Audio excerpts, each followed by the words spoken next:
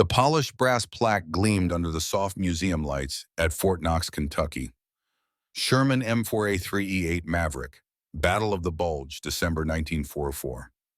The tank itself stood massive and imposing, its olive drab paint meticulously restored, the famous white star of the Allied forces prominent on its side. Unlike the other exhibition pieces in the Armor Museum, this particular Sherman was roped off with velvet barriers. Today was special. A cluster of elderly men in their 80s, backs still remarkably straight despite their years, gathered around the tank. Their weathered faces mapped decades of life, but their eyes sharpened when they gazed upon the metal beast. Among them stood James Harrington, 85 years old, his chest adorned with medals that caught the light as he moved. His grandson, Captain Robert Harrington II, stood beside him in full-dress uniform, a third-generation tanker. A small crowd had formed around them, mostly veterans and their families, drawn by the announcement of the special ceremony. Children stared wide-eyed at the enormous machine while their parents and grandparents listened intently. Harrington cleared his throat, placing a gnarled hand on the tank's tread. In December 1944, we had only 17 of these Shermans standing between Hitler and his last great victory. 17 tanks and a bunch of ordinary men who simply refused to accept defeat. His voice, though aged, carried the unmistakable authority of command. The crowd leaned in closer. This isn't just the story of a tank. It's the story of America itself. Fort Knox, 1984, faded away as Harrington's mind traveled back 40 years to the frigid forests of Belgium, to snow and blood and the roar of engines. Detroit, 1897. James Harrington was born into the thunderous symphony of a city transforming America. His father worked on the factory floors, coming home with hands blackened by honest labor. Young James would study those hands in the calluses that mapped a life of building things that mattered. Their modest home stood in the shadow of factories where America's industrial might was forged, the air perpetually tinged with the scent of metal and possibility. By 16, James had joined his father at the Ford plant, learning the mysterious language of engines, the precise choreography of gears and pistons.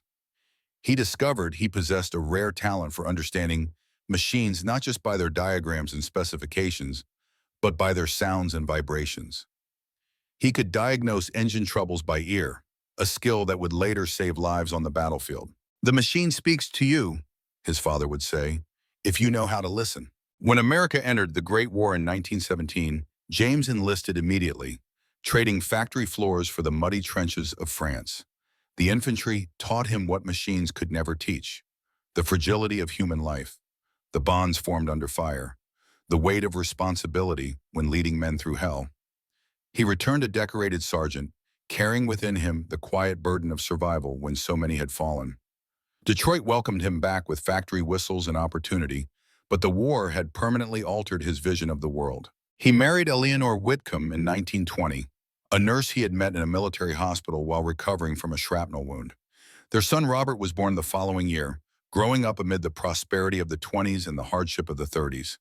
James worked his way up to factory foreman, his understanding of both machines and men making him invaluable.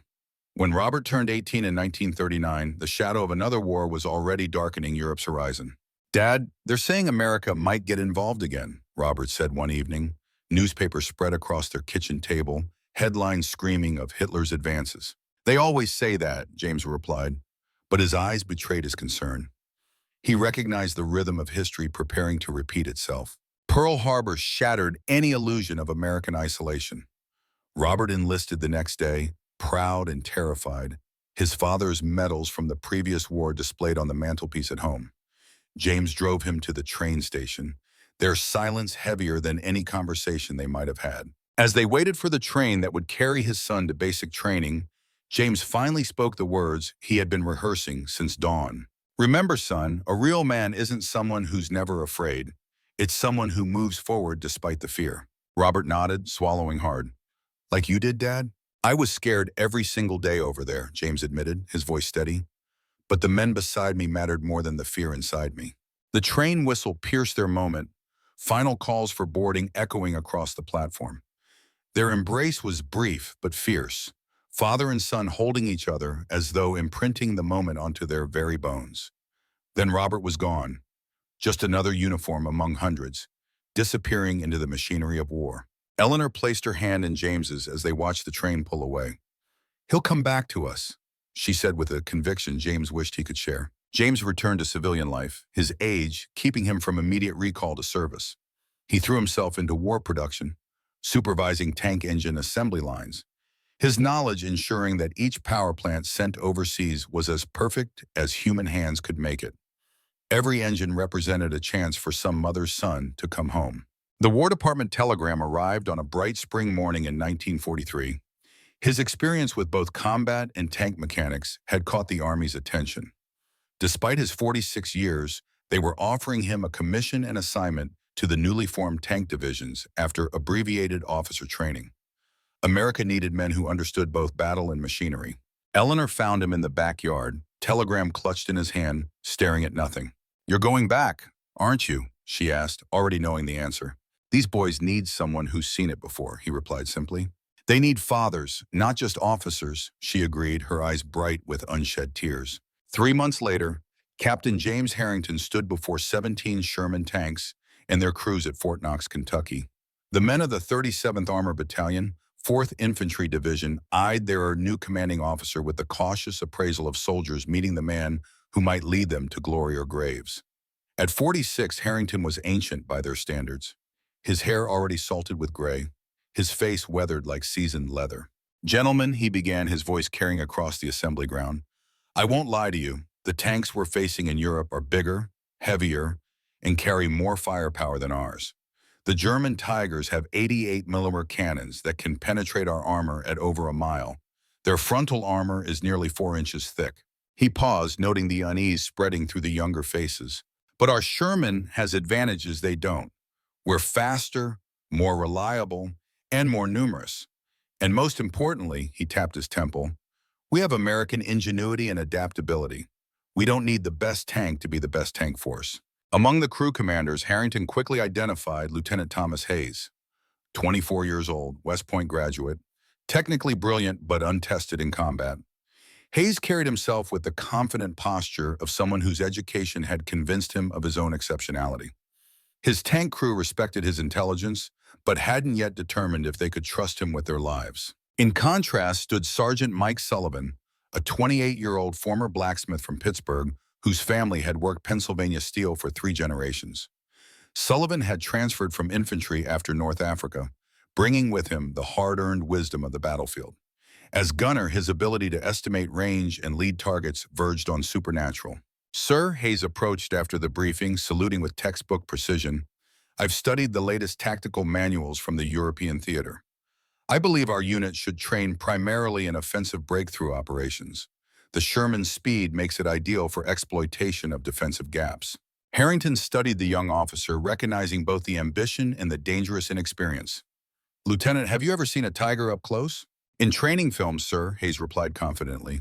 "That's not the same as having 80 tons of German steel tracking your position," Harrington said quietly. "We'll train for all scenarios, offensive and defensive. In war, the enemy gets a vote on how the battle unfolds." The lieutenant's expression tightened slightly, the first hint of friction between theoretical knowledge and practical experience. This tension would define their relationship through the coming months of training, as Harrington pushed the unit to master every aspect of tank warfare from basic maintenance to complex battlefield maneuvers. The 37th trained through spring and summer of 1944, the crews molding into tightly knit combat teams. Each Sherman required 5 men operating in perfect coordination. The commander, gunner, and loader worked within the cramped confines of the turret, while the driver and radio operator occupied the hull.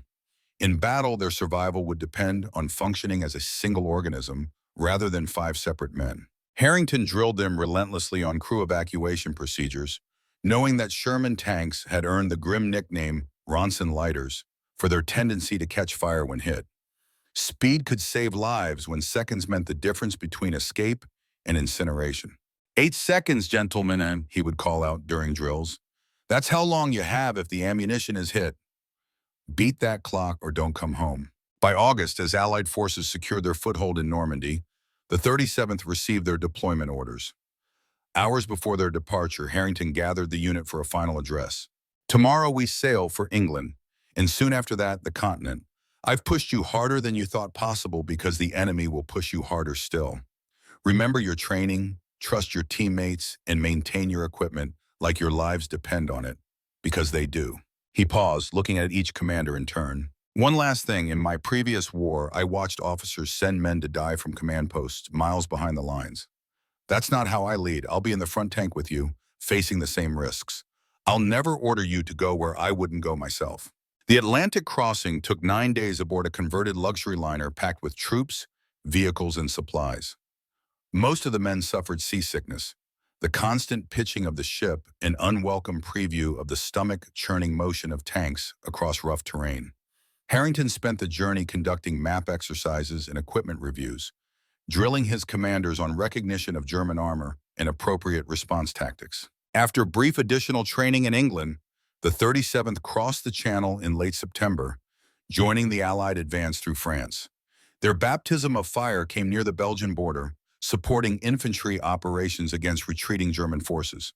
The first shells that impacted near Harrington's tank brought back memories of artillery barrages from the previous war, the distinctive crump and whistle triggering muscle memories of taking cover that he had to consciously override. Through October and November, they pushed eastward through France and into Belgium, their 17 tanks becoming 15 through mechanical failures and enemy action. The replacements were green crews that Harrington worked to integrate quickly, knowing that combat was the harshest teacher. Lieutenant Hayes proved surprisingly effective in action, his theoretical knowledge providing a solid foundation that practical experience was rapidly building upon. While the strategic situation appeared favorable, with German forces retreating toward their homeland, Harrington sensed a dangerous complacency spreading through the Allied command.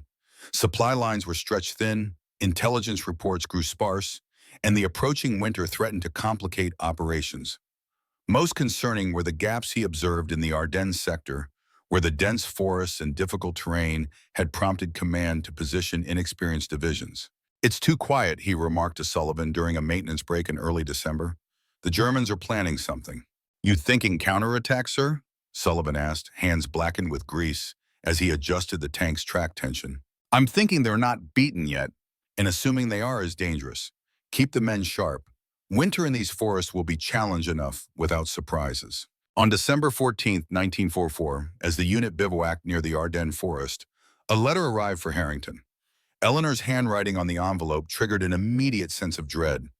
He waited until nightfall to open it, sitting alone in his tent with only a small lamp casting shadows. "My dearest James," the letter began in Eleanor's precise penmanship. "I received a visit from the War Department yesterday. Our Robert was killed in action on Pleiku Island in the Pacific on September 28th.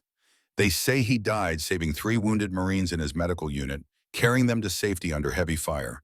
He was posthumously awarded the Silver Star for gallantry." The words blurred as Harrington stared at them, the tent walls seeming to close in around him. Robert's face appeared in his mind, not as the Marine who had shipped out to the Pacific, but as the little boy who had once fallen asleep in his arms after a long day at the Detroit Zoo. His son, who had wanted to heal rather than fight, choosing to serve as a combat medic. Gone. Time lost meaning as Harrington sat motionless, the letter trembling slightly in his hand. The sounds of the camp faded beneath the roaring silence in his head. How many fathers had received such letters about sons under his command in the previous war? How many would he write himself before this one ended? A knock at the tent pole jolted him back to the present. "Captain Harrington, sir," came the voice of the battalion runner. "Colonel Wright requests your presence at HQ immediately." "I'll be right there," Harrington replied, his voice steady despite the earthquake inside him. He carefully folded the letter and placed it in his breast pocket, directly over his heart. There would be time for grief later. For now, there were still living sons under his command who needed him. The battalion headquarters had been established in an abandoned schoolhouse.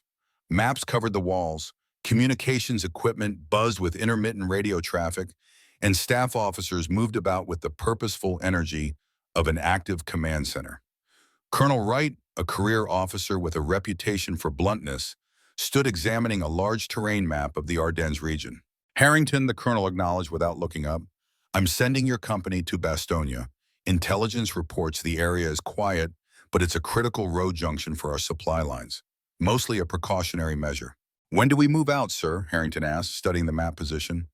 Bastogne sat at the intersection of 7 major roads in the heavily forested Ardennes region, a strategic location if one controlled it, a death trap if one didn't. Dawn tomorrow, you'll be supporting elements of the 101st Airborne, just a show of force to deter any local German probing actions. Harrington noted the thinly spread Allied forces across the sector. Sir, with respect, our intelligence on German movements in this area seems limited. The terrain favors the defender, but only if properly manned. Colonel Wright sighed, finally looking up from the map. Captain, every commander wants more men, more tanks, more information. The front is over 400 miles long. High Command believes the Germans are finished, just going through the motions until the inevitable surrender. And what do you believe, sir? Harrington asked quietly. A moment of candor passed between the officers. I believe in preparing for the worst while hoping for the best. That's why I'm sending your company, Harrington. Your combat experience from both wars might see what others miss. As Harrington turned to leave, the colonel added, Oh, and Harrington, I received word about your son. I'm sorry for your loss. The captain paused, his back to the colonel. Thank you, sir. Nothing more needed to be said between men who understood the price of command. Dawn on December 15th arrived with a heavy fog shrouding the landscape, limiting visibility to less than 50 yards. The temperature hovered just below freezing, cold enough to chill to the bone, but not cold enough to harden the muddy ground that would soon challenge tracked vehicles. Harrington's company of 15 Sherman tanks were prepared to move out, engines grumbling in the pre-dawn darkness, exhaust plumes rising like ghostly columns. Lieutenant Hayes approached as Harrington reviewed the route maps one final time. Sir, I've been studying the Ardennes terrain. The forest constrains our movement corridors, essentially channeling us along predictable routes. If I were planning an ambush, this would be ideal territory. Harrington nodded, pleased at the lieutenant's tactical awareness. Good observation. That's why we'll be traveling in dispersed formation with maximum visual coverage. Terrain that restricts us also restricts the enemy.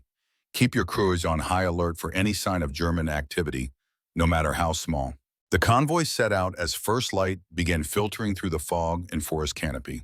Harrington's tank, designated Maverick, led the column. Inside the Sherman, the crew settled into their combat positions. Sergeant Sullivan occupied the gunner's seat, eyes alternating between his periscope and the main gun sight. Private Billy Whitman handled the driving with the focused attention he'd developed through months of practice, feeling the subtle differences in terrain through the tank's response. Sergeant Samuel Washington manned the radio, maintaining communications between tanks and with higher command. His previous experience as a radio engineer made him invaluable for keeping the temperamental equipment functioning under combat conditions. Meanwhile, Corporal Johnny Doc Rodriguez served as loader, ensuring the 76mm shells were ready for Sullivan to fire at a moment's notice. The journey to Bastogne took the full day, the column stopping periodically to allow for maintenance checks and crew rest. The forest grew denser as they advanced, the narrow roads barely accommodating their Sherman tanks. Local Belgian civilians watched their passage with a mixture of hope and concern, their expressions suggesting they weren't entirely convinced the war was nearing its end. By late afternoon, the fog had thickened again, reducing visibility to the point where each tank could barely see the one ahead. Harrington ordered headlights off and speed reduced, relying on the driver's skill to maintain course.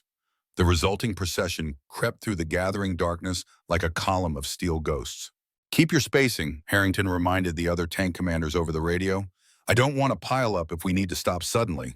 As darkness fell completely, Harrington called a halt in a small clearing about 5 miles from Bastogne. The tanks formed a defensive circle, engines idling to maintain electrical power, but also readiness to move. Crews conducted essential maintenance while taking turns at the observation positions.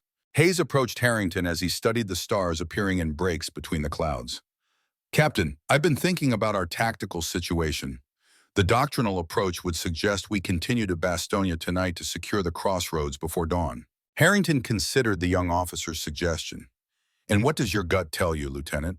Hayes hesitated, caught between his training and his developing instincts. My gut says something isn't right. The forest is too quiet, no birds, no wildlife sounds. Good instinct. Animals sense danger before humans do, Harrington nodded approvingly. We'll hold here until dawn. Better to arrive intact and alert than exhausted and vulnerable.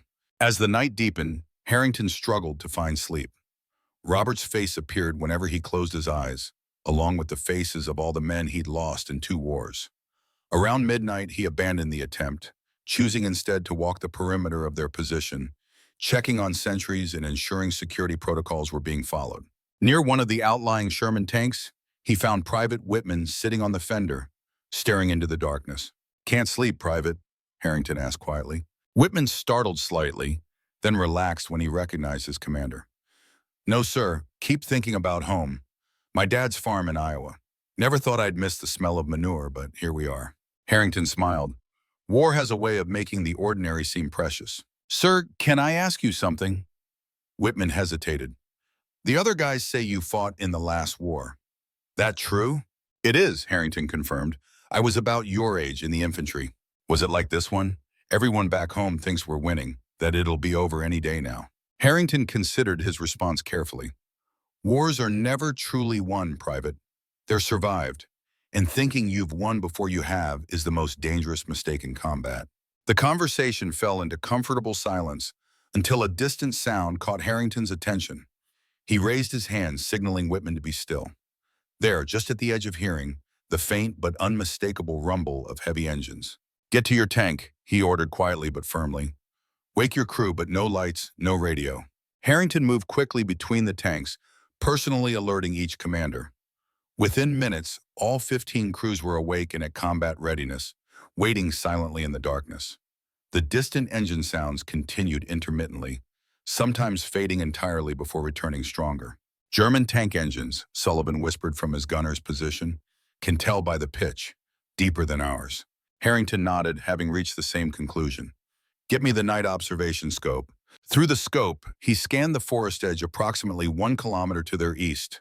For several minutes, he saw nothing but darkness in the vague outlines of trees. Then a brief flash of light quickly extinguished. Someone lighting a cigarette, then thinking better of it. The brief illumination was enough to confirm his suspicions. German infantry moving parallel to their position, advancing westward. He returned to the command tank and reached for the radio handset, then hesitated. If the Germans were conducting a major operation, they would be monitoring Allied frequencies. Any transmission might give away their position.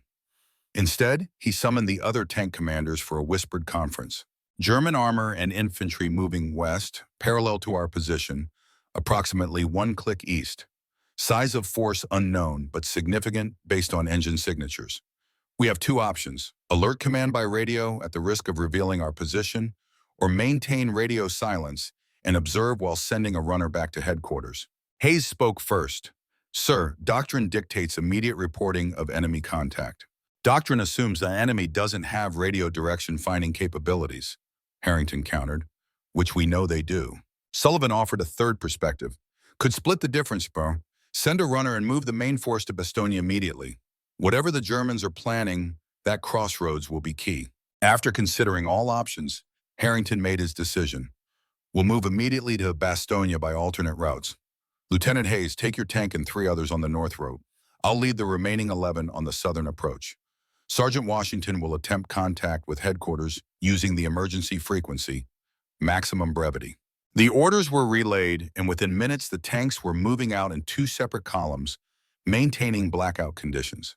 Harrington's group took the longer but less obvious route, using farm tracks and logging roads where possible to avoid the main thoroughfares where German forces might be concentrated. The night journey was painfully slow, each tank maintaining minimal separation in the near total darkness. Drivers navigated more by feel than sight, the constant threat of mechanical failure or ambush keeping every crew member at maximum alertness. Occasionally, the distant sound of vehicles or marching troops would force them to halt, engines idling as German units passed unknowingly nearby. Around 0300 hours, Sergeant Washington finally received a response to their emergency transmission. "Message from division, sir," he reported. "They acknowledge report of enemy movement, but advise it's likely a localized probing action. We are to continue to Bastogne and maintain defensive positions until further notice." Harrington's expression hardened. "They think it's a probe? With that many vehicles?" "Yes, sir.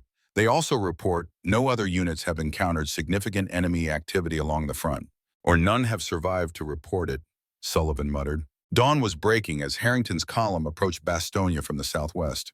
The fog had lifted somewhat, revealing a landscape dusted with frost. As they crested a small rise overlooking the town, Harrington ordered a halt and scanned the area with binoculars. The road junction appeared quiet, with only minimal military activity visible. A few trucks from the 101st Airborne Division moved about, and some infantry patrols walked the perimeter.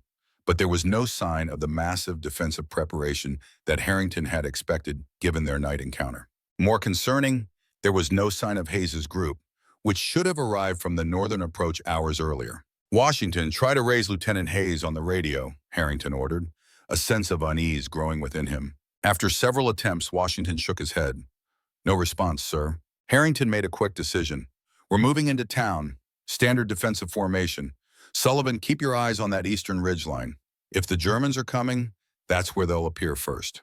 As they entered Bastogne, Harrington immediately sought out the ranking officer, finding Colonel Roberts of the 101st, setting up a command post in the town hall. "Captain Harrington, 37th Armored Battalion," he introduced himself briskly. "Colonel, my unit encountered significant German forces moving westward during the night. We need to prepare for a major attack." Colonel Roberts looked up from his maps with mild irritation. "Captain, we've received reports of German activity all along the front. Intelligence believes they're conducting limited probing actions before falling back to their winter defensive positions." "With respect, sir, what I saw wasn't a probe. Engine signatures suggested at least company-strength armored units, possibly battalion with infantry support. I also have 4 tanks overdue from a northern approach route." This information finally pierced the colonel's skepticism. 4 tanks missing? When were they due? 3 hours ago, sir, Lieutenant Hayes commanding." Colonel Roberts called over his intelligence officer. "Get me latest reports from the northern approaches, and find out if any other units have missed check-ins." Within the hour, a disturbing pattern emerged. Multiple units had failed to report in from positions north and east of Bastogne. Reconnaissance aircraft were grounded by the weather, leaving the Allied command blind to German movements. Colonel Roberts finally ordered full defensive preparations, but with limited forces at his disposal, the perimeter would be thinly held at best. "Captain, your tanks are now the heaviest weapons we have," Roberts informed Harrington. "I need you to establish blocking positions on these roads." He indicated the eastern approaches on the map. "If the Germans come, they'll need these routes for their armor." Harrington studied the map, his mind calculating ranges, fields of fire, and potential fallback positions.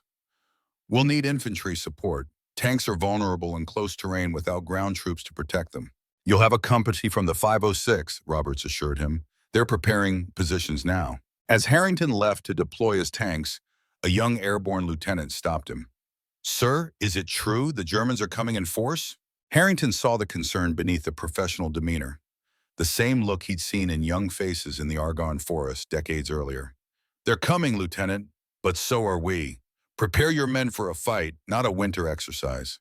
By mid-afternoon, Harrington had positioned his 11 remaining tanks to cover the critical eastern approaches to Bastogne.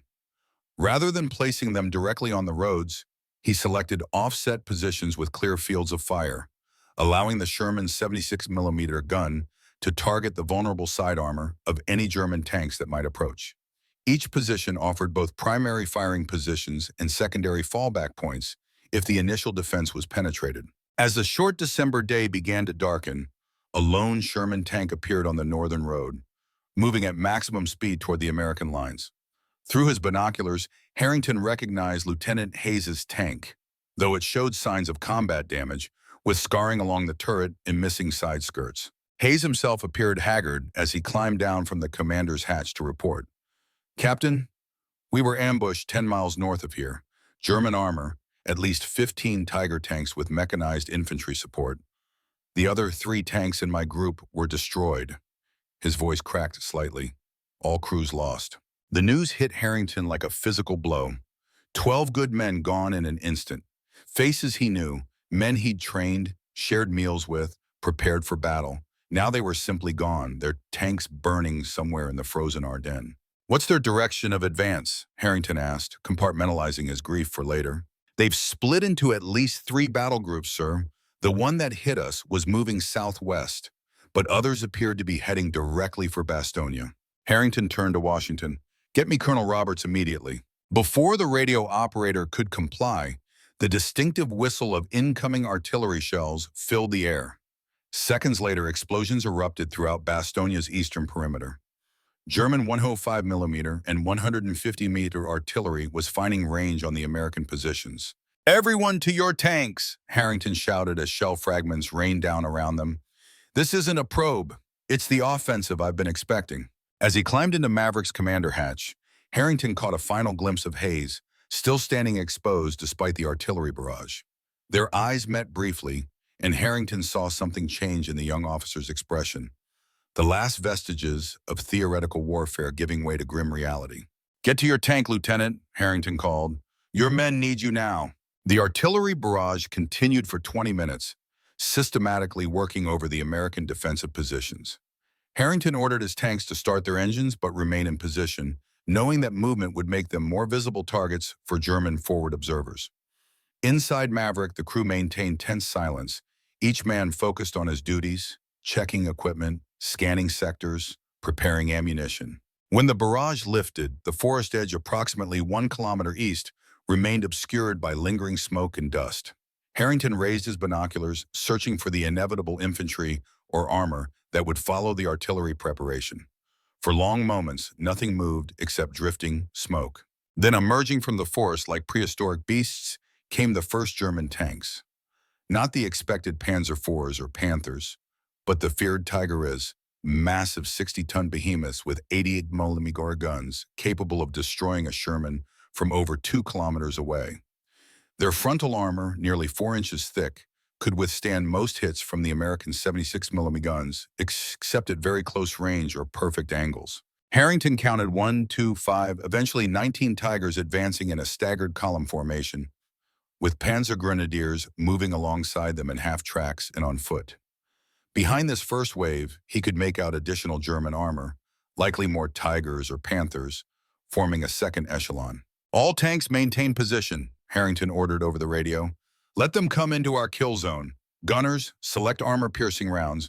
Target the lead vehicles first, then work backwards. Aim for side armor where possible, turret rings or drive sprockets." The German column advanced steadily, seemingly unaware of the American tanks waiting in ambush positions off the main road. At 800 meters, still well within the Tiger's effective range, but approaching the sweet spot for the American 76mm guns, Harrington gave the order. "All tanks, fire when ready. Make every shot count." Sullivan, his eye pressed to the gunner's sight, tracked the lead Tiger as it presented its side while navigating a curve in the road. "On target," he murmured. "Fire," Harrington commanded. The Sherman rocked as its main gun discharged, the shell streaking toward the German tank. Almost simultaneously, the other American tanks opened fire, creating a devastating crossfire. Sullivan's shot struck the Tiger precisely where the turret joined the hull, finding one of the few vulnerable points in the German armor. The Tiger shuddered to a halt, black smoke beginning to pour from its hatches as the crew attempted to escape.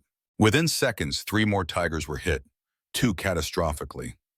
The German column momentarily faltered, commanders trying to identify the source of fire as shells continued to rain in from multiple angles.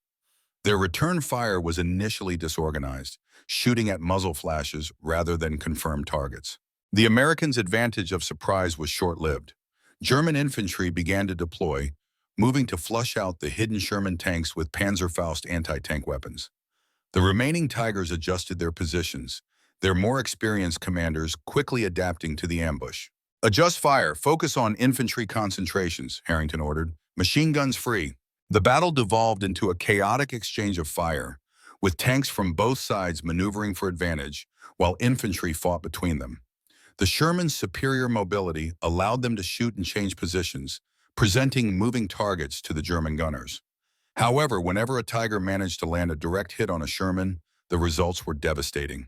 2 of Harrington's tanks erupted in flames within minutes of each other, their lighter armor penetrated by the powerful German 88mm guns.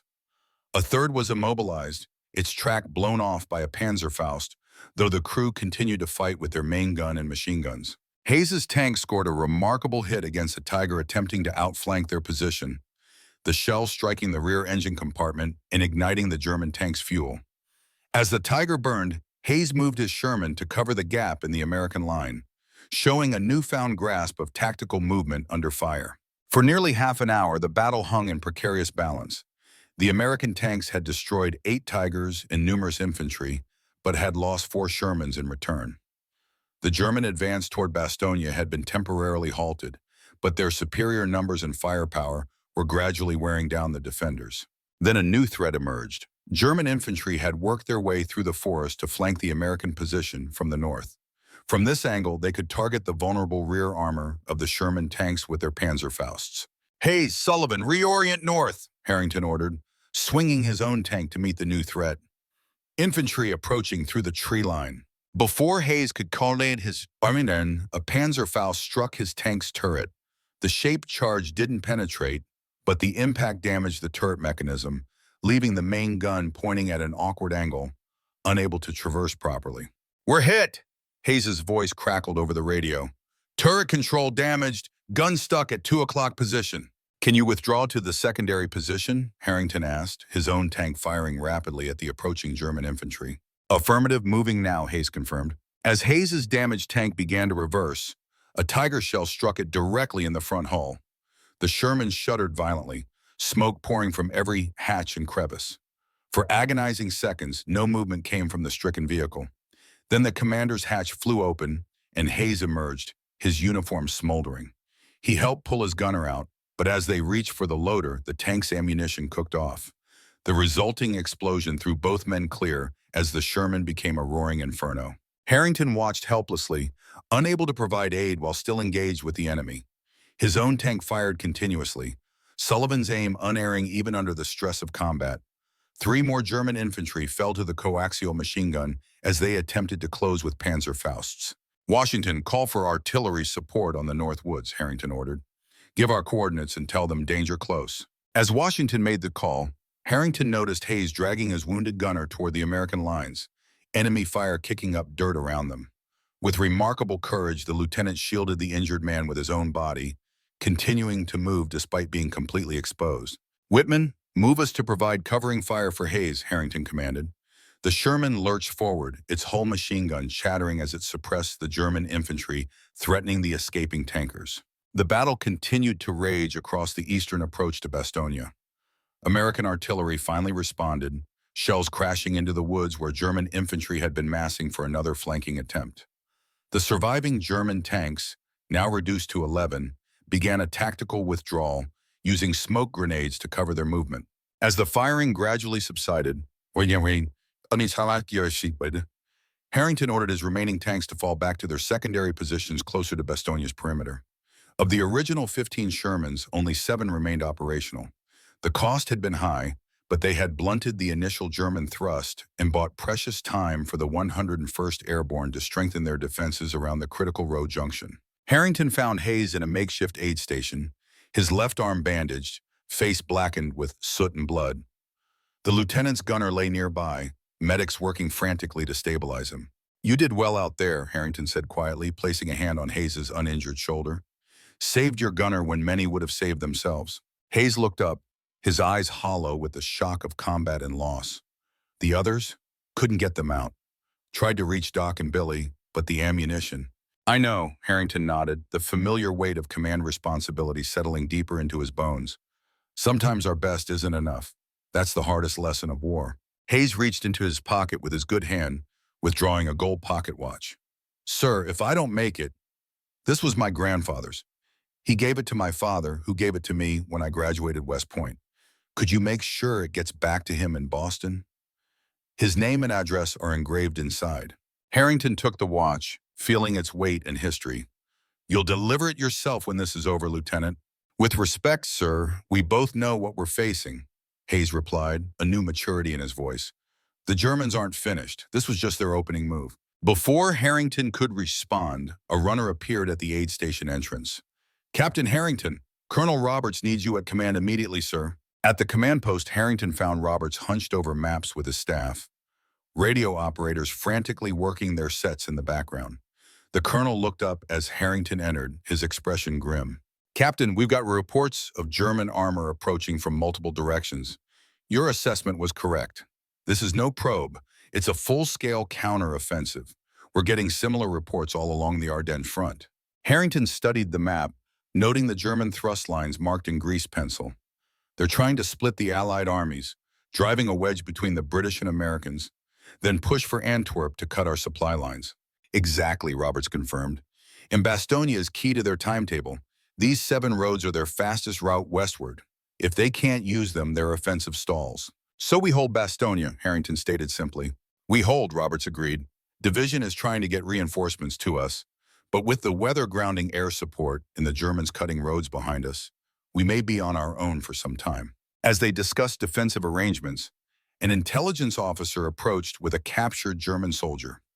The prisoner, a young Panzer grenadier lieutenant, had been found unconscious near one of the destroyed Tigers, wounded but alive. Sir, he had these on him, the intelligence officer reported, handing over a leather map case. Colonel Roberts opened it, revealing detailed operational maps of the German offensive.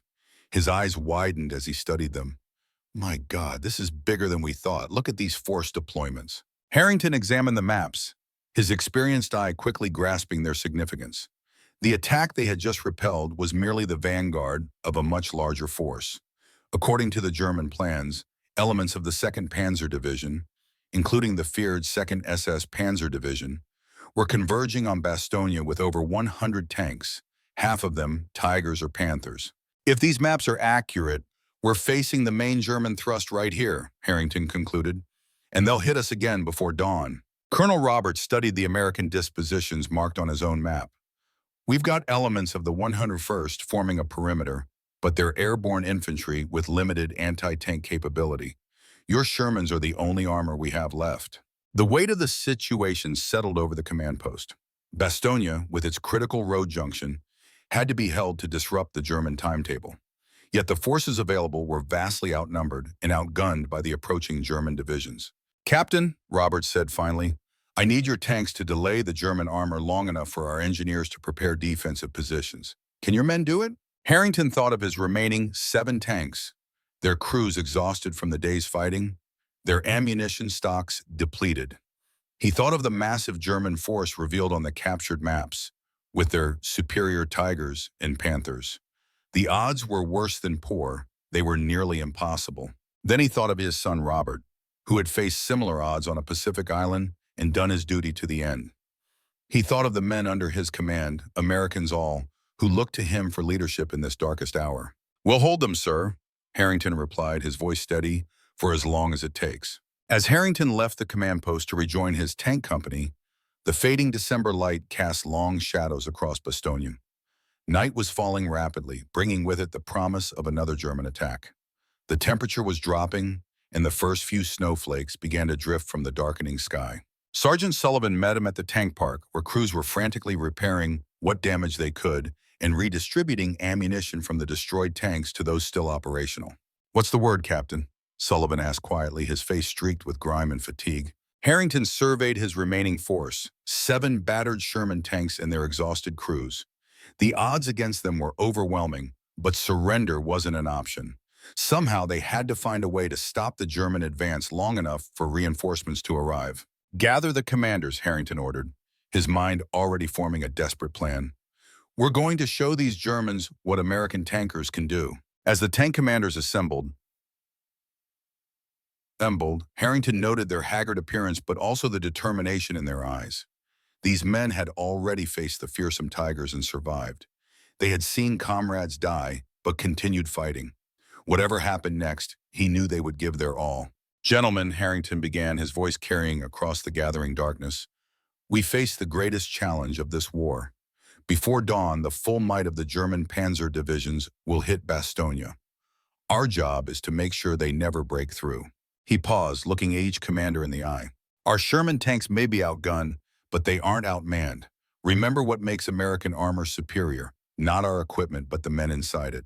We adapt, we improvise, we overcome. As Harrington outlined his unorthodox plan, the snow began falling more heavily, covering the battle-scarred landscape in a deceptive blanket of pristine white. The long night of December 16, 1944, settled over the Ardennes forest, and the Battle of the Bulge entered its most critical phase. In the darkness, James Harrington prepared to lead his men into what might be their final battle, carrying the weight of command, the grief of a father, and the responsibility of holding a vital crossroads against overwhelming odds. The fight for Bastogne had only just begun. Snowflakes drifted through the darkness like silent messengers of the storm to come, both meteorological and military. Harrington stood in the hatch of his Sherman, the cold metal rim pressing against his torso as he surveyed the defensive positions his remaining tanks had taken. 7 Shermans against what intelligence now suggested was more than 40 German Tigers and Panthers, not counting their supporting Panzer IVs and mobile infantry. The mathematics of survival seemed impossible, yet surrender remained unthinkable. The town of Bastogne lay behind them, its buildings now converted to makeshift bunkers and aid stations. Within those walls, the 101st Airborne prepared their own defenses, knowing that if Harrington's tanks failed to slow the German advance, they would face the full brunt of the assault.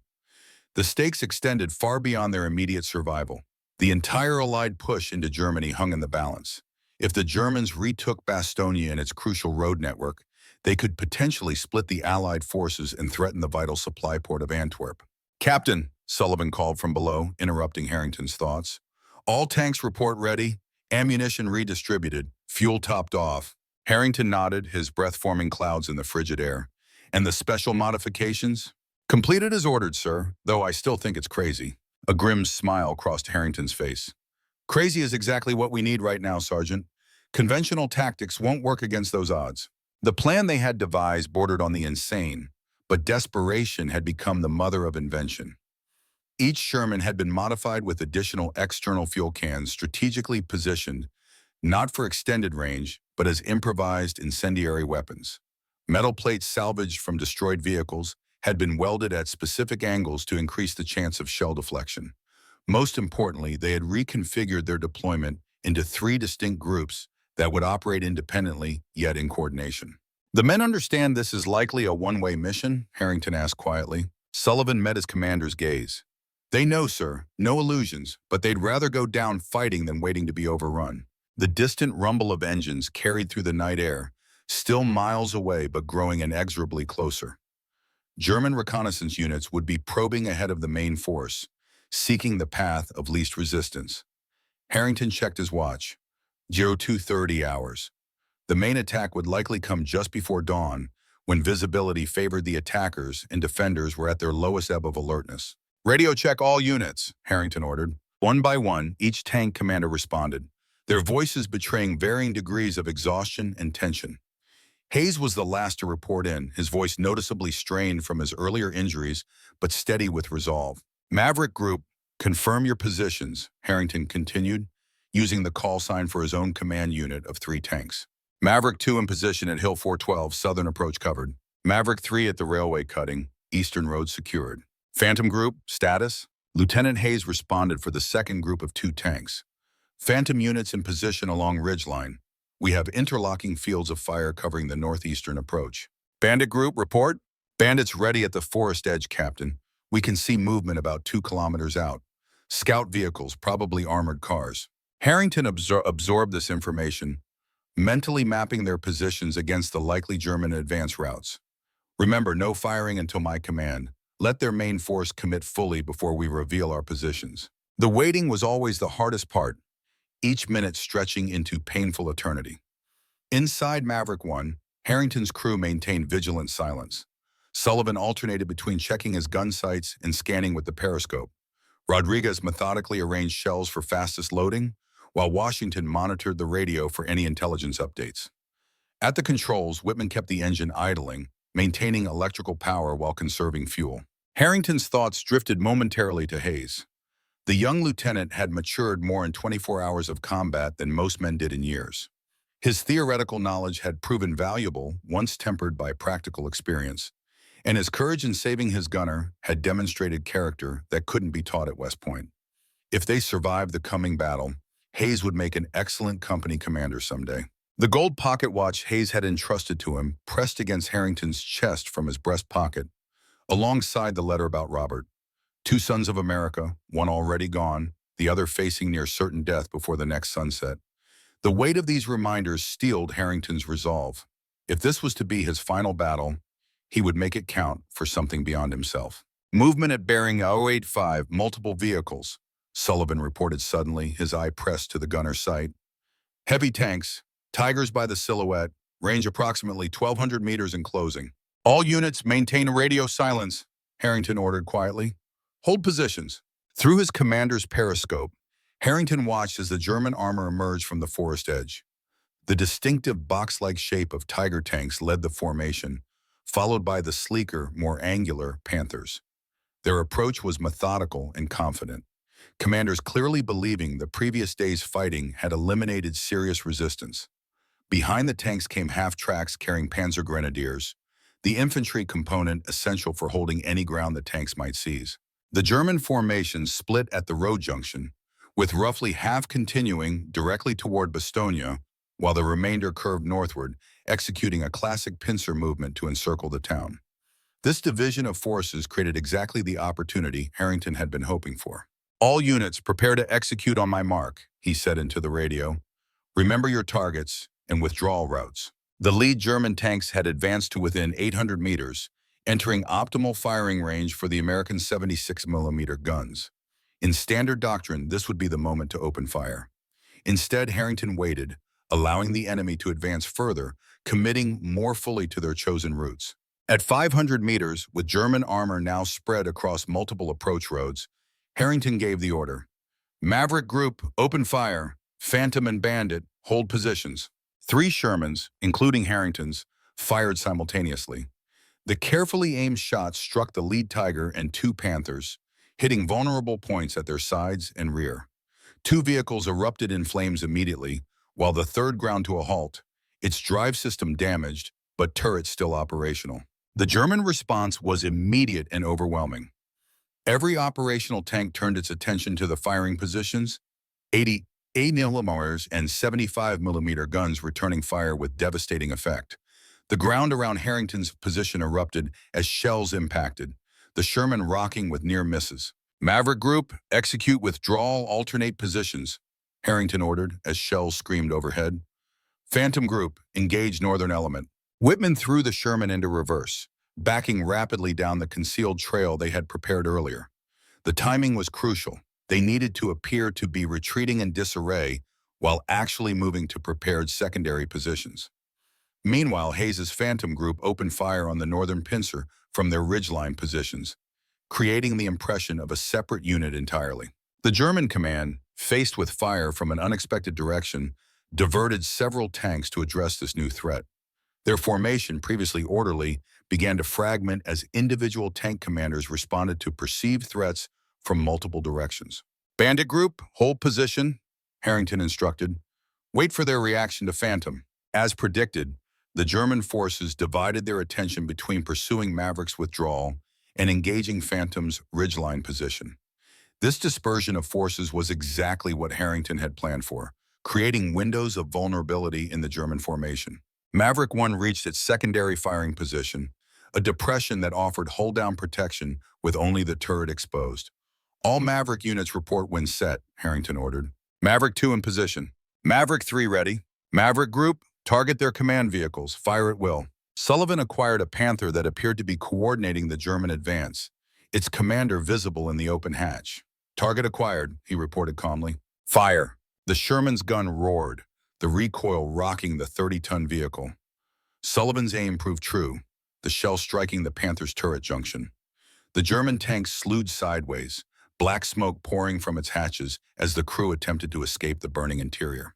The pattern repeated across the battlefield, with American tanks striking, then relocating before German gunners could adequately return fire. The Sherman's legendary mobility proved decisive in this phase of the battle, allowing Harrington's tanks to seemingly appear at multiple points, creating the illusion of a much larger defending force. "Phantom 2 hit," Hayes's voice crackled over the radio. "We're losing mobility. Turrets still operational." "Can you reach your secondary position?" Harrington asked. "Negative, track assembly damaged. We're immobilized but still fighting." The situation was deteriorating faster than anticipated. Already one of their precious few tanks was immobilized, becoming a stationary target for German guns. Yet Hayes and his crew continued firing, their 76mm gun claiming another Tiger as it crested the ridgeline. "Bandit Group, execute Phase 2, Harrington ordered. "Draw fire from Phantom position." The 2 tanks of Bandit Group emerged from the forest edge where they had remained hidden, firing on the German forces from yet another direction. The appearance of apparently fresh American tanks caused further confusion in the German ranks, with some units turning to address this new threat, while others continued engaging the Phantom and Maverick groups. For nearly 30 minutes, the battle continued in this manner, with American tanks creating the illusion of a larger, more distributed force through rapid movement and coordinated fire from multiple positions. The German advance slowed considerably as tank commanders grew hesitant, uncertain of the true size and disposition of the American forces facing them. Harrington knew, however, that this deception couldn't last. Each time a Sherman fired, it revealed its position to numerous German guns. The mathematics of firepower and armor thickness remained brutally unfavorable. "Maverick 3 hit," came the radio call. "Direct penetration, ammunition cooking off." Through his periscope, Harrington watched as another of his tanks erupted in flames, the catastrophic detonation of its ammunition leaving no doubt about the fate of its crew. 5 Shermans remained operational now against more than 30 German tanks still advancing, though more cautiously. "All units, consolidate at Phase 3 positions," Harrington ordered. "Prepare for close engagement." The Phase 3 positions were their final fallback, a semicircular formation just outside Bastogne proper, where the remaining tanks would make their last stand if necessary. Engineers from the 101st had prepared primitive earthworks to provide some additional protection for the Sherman hulls, allowing them to fight hull down with only their turrets exposed. As Maverick 1 moved toward this position, a massive explosion erupted where Phantom 2 had been fighting. Hayes's immobilized tank had finally succumbed to German fire, the distinctive black and orange fireball of an ammunition detonation marking its end. "Phantom 1, report status," Harrington called, dreading the response. Only static answered him. "Any unit, report status of Phantom Group." Finally, Bandit 2 responded. "Captain, Phantom 1 took direct hits from multiple Tigers. No movement from the vehicle." The loss struck Harrington deeply. Hayes had proven himself a fine officer and tank commander when it mattered most. The pocket watch now seemed to grow heavier against Harrington's chest, another promise he might never be able to fulfill. There was no time for mourning. German armor continued to advance from multiple directions, now less than 300 meters from the outskirts of Bastogne. The American deception had slowed them, but failed to halt their progress entirely. As the remaining Shermans reached their Phase 3 positions, Harrington made radio contact with Colonel Roberts at the Bastogne command post. "Colonel, German armor approaching from northeast and east, approximately 30 vehicles remaining. We've destroyed or disabled at least 15 of their tanks, but we're down to 4 operational Shermans. Request artillery support on these coordinates." Roberts' voice came back grim but determined. "Artillery is nearly depleted, Captain. We're saving the last rounds for direct defense of the perimeter. You need to fall back now, bring your remaining tanks inside the defensive line." Harrington studied the advancing German formations. They had slowed considerably, advancing with much greater caution after the morning's ambushes, but their superior numbers and firepower made the eventual outcome inevitable. Once they reached Bastogne itself, their heavy tanks would make short work of the paratroopers' defenses, regardless of how brave the infantry might be. "Sir, I have another option," Harrington said. "My remaining tanks can still operate independently. Request permission to move behind German lines, target their supply vehicles and command elements." A long pause followed as Roberts considered this unorthodox proposal. "You realize that means no way back, Captain. We can't support you out there." "Understood, sir, but 4 Shermans firing from inside their formation will cause more disruption than the same 4 added to the perimeter defense."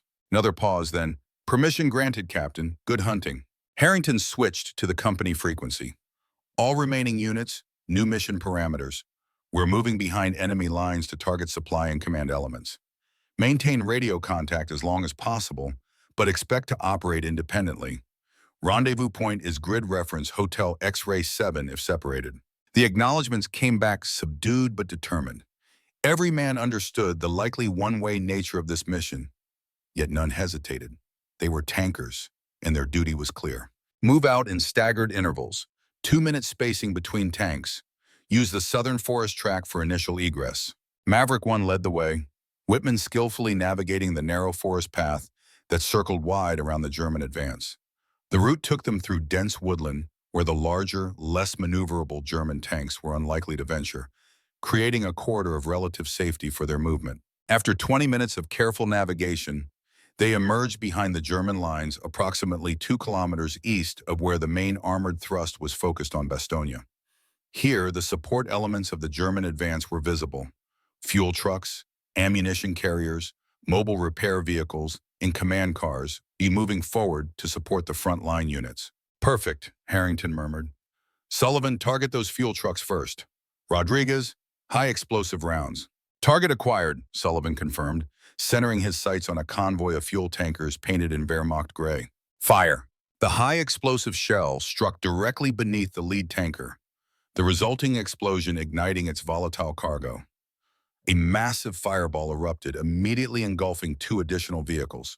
German soldiers scattered in panic as secondary explosions followed, ammunition cooking off in a nearby truck. Before the Germans could identify the source of the attack, Maverick 1 was moving again, relocating to target another concentration of supply vehicles. The other 3 Shermans, now scattered across the German rear area, began similar attacks, striking supply convoys and headquarters units before relocating. The effect on German operations was immediate and severe. Frontline tank units, already cautious after the morning's ambushes, now received reports of American armor operating behind them. This created dangerous uncertainty about the actual size and disposition of American forces. Were they facing a single battalion of tanks or elements of an entire armored division? For nearly an hour, Harrington's 4 Shermans wreaked havoc behind German lines, destroying fuel supplies, ammunition dumps, and communications vehicles. They operated independently but according to the same principles: strike quickly, relocate immediately, create maximum confusion. The German response grew increasingly frantic as reports flooded their command channels of American tanks appearing at multiple locations simultaneously. Several Tiger companies were diverted from the main assault to secure their supply lines, further diluting the pressure on Bastogne itself. "Captain, Bandit 1 here," the radio crackled. "We've hit their field headquarters, but we've got 3 Tigers closing on our position. Can't break contact." "Hold position. We'll draw them off," Harrington responded. "Maverick 1 to all units, converge on Bandit 1's location. Multiple fire, multiple directions." As Harrington's tank approached the engagement area, he could see Bandit 1 fighting desperately against 3 Tigers that had it cornered against a stone farmhouse. The Sherman's 76mm gun fired continuously, but its shells merely bounced off the Tiger's heavy frontal armor. "Sullivan, target the rightmost Tiger. Turret rotation mechanism," Harrington ordered. "Target acquired. Fire." The shell struck precisely where the Tiger's turret joined the hull, jamming its rotation mechanism. The massive German tank could still fire, but now had to move its entire chassis to aim, severely limiting its combat effectiveness. The distraction allowed Bandit 1 to withdraw from its cornered position, falling back toward the forest edge where its mobility would provide greater advantage. The other 2 American tanks arrived moments later, each engaging one of the remaining Tigers. For several minutes, an intense firefight developed, with 4 Shermans using their superior mobility to outmaneuver 3 Tigers in the confined space near the farmhouse. The Germans, hampered by their vehicles' poor turret traverse speed and lower maneuverability, struggled to bring their superior firepower to bear effectively. Whitman demonstrated extraordinary skill, spinning the Sherman on its axis to present the smallest possible target while allowing Sullivan to maintain fire on the enemy. The young farm boy from Iowa had become a master of his machine, coaxing performance from the Sherman that exceeded its design specifications. One Tiger erupted in flames as a lucky shot from Bandit 2 penetrated its thinner rear armor, igniting its ammunition. The remaining 2 began a tactical withdrawal, using the farmhouse for cover as they retreated toward their main force. "All units, disengage and relocate," Harrington ordered. "We've drawn too much attention here." As the American tanks scattered once more, Harrington checked his watch.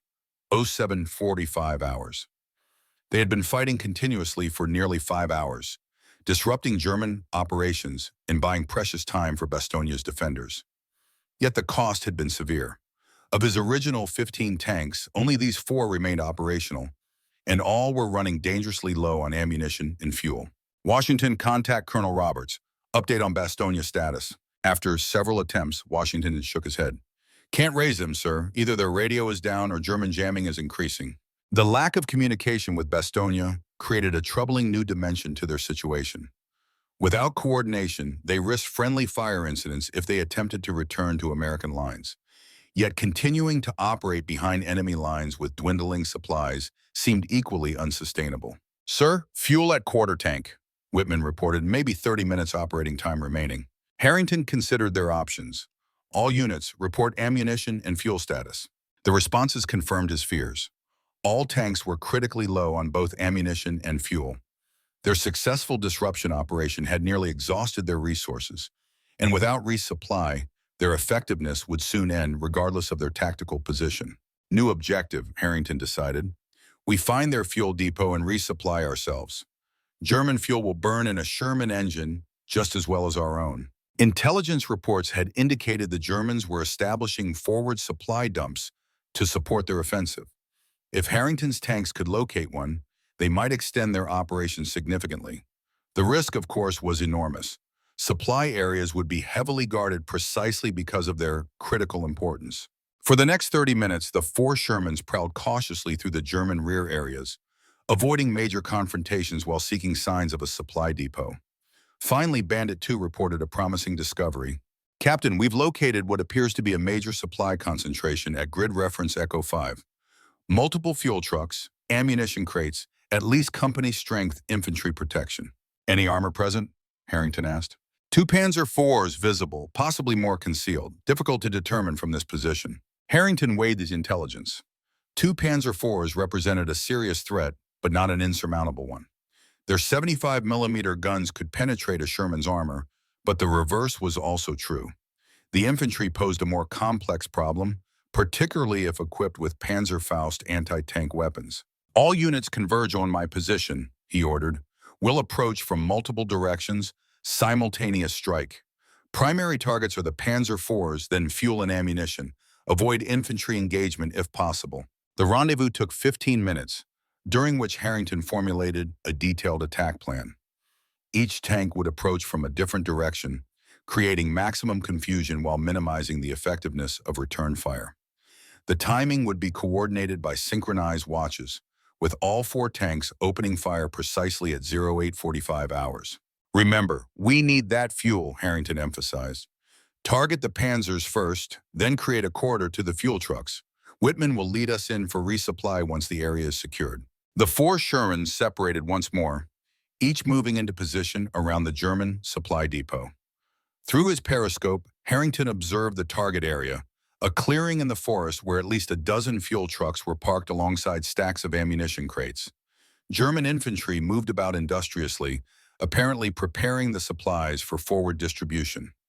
The two Panzer IVs were positioned at the northern edge of the clearing, their crews performing maintenance outside the vehicles. At precisely 0845, four 76mm guns fired simultaneously from different directions.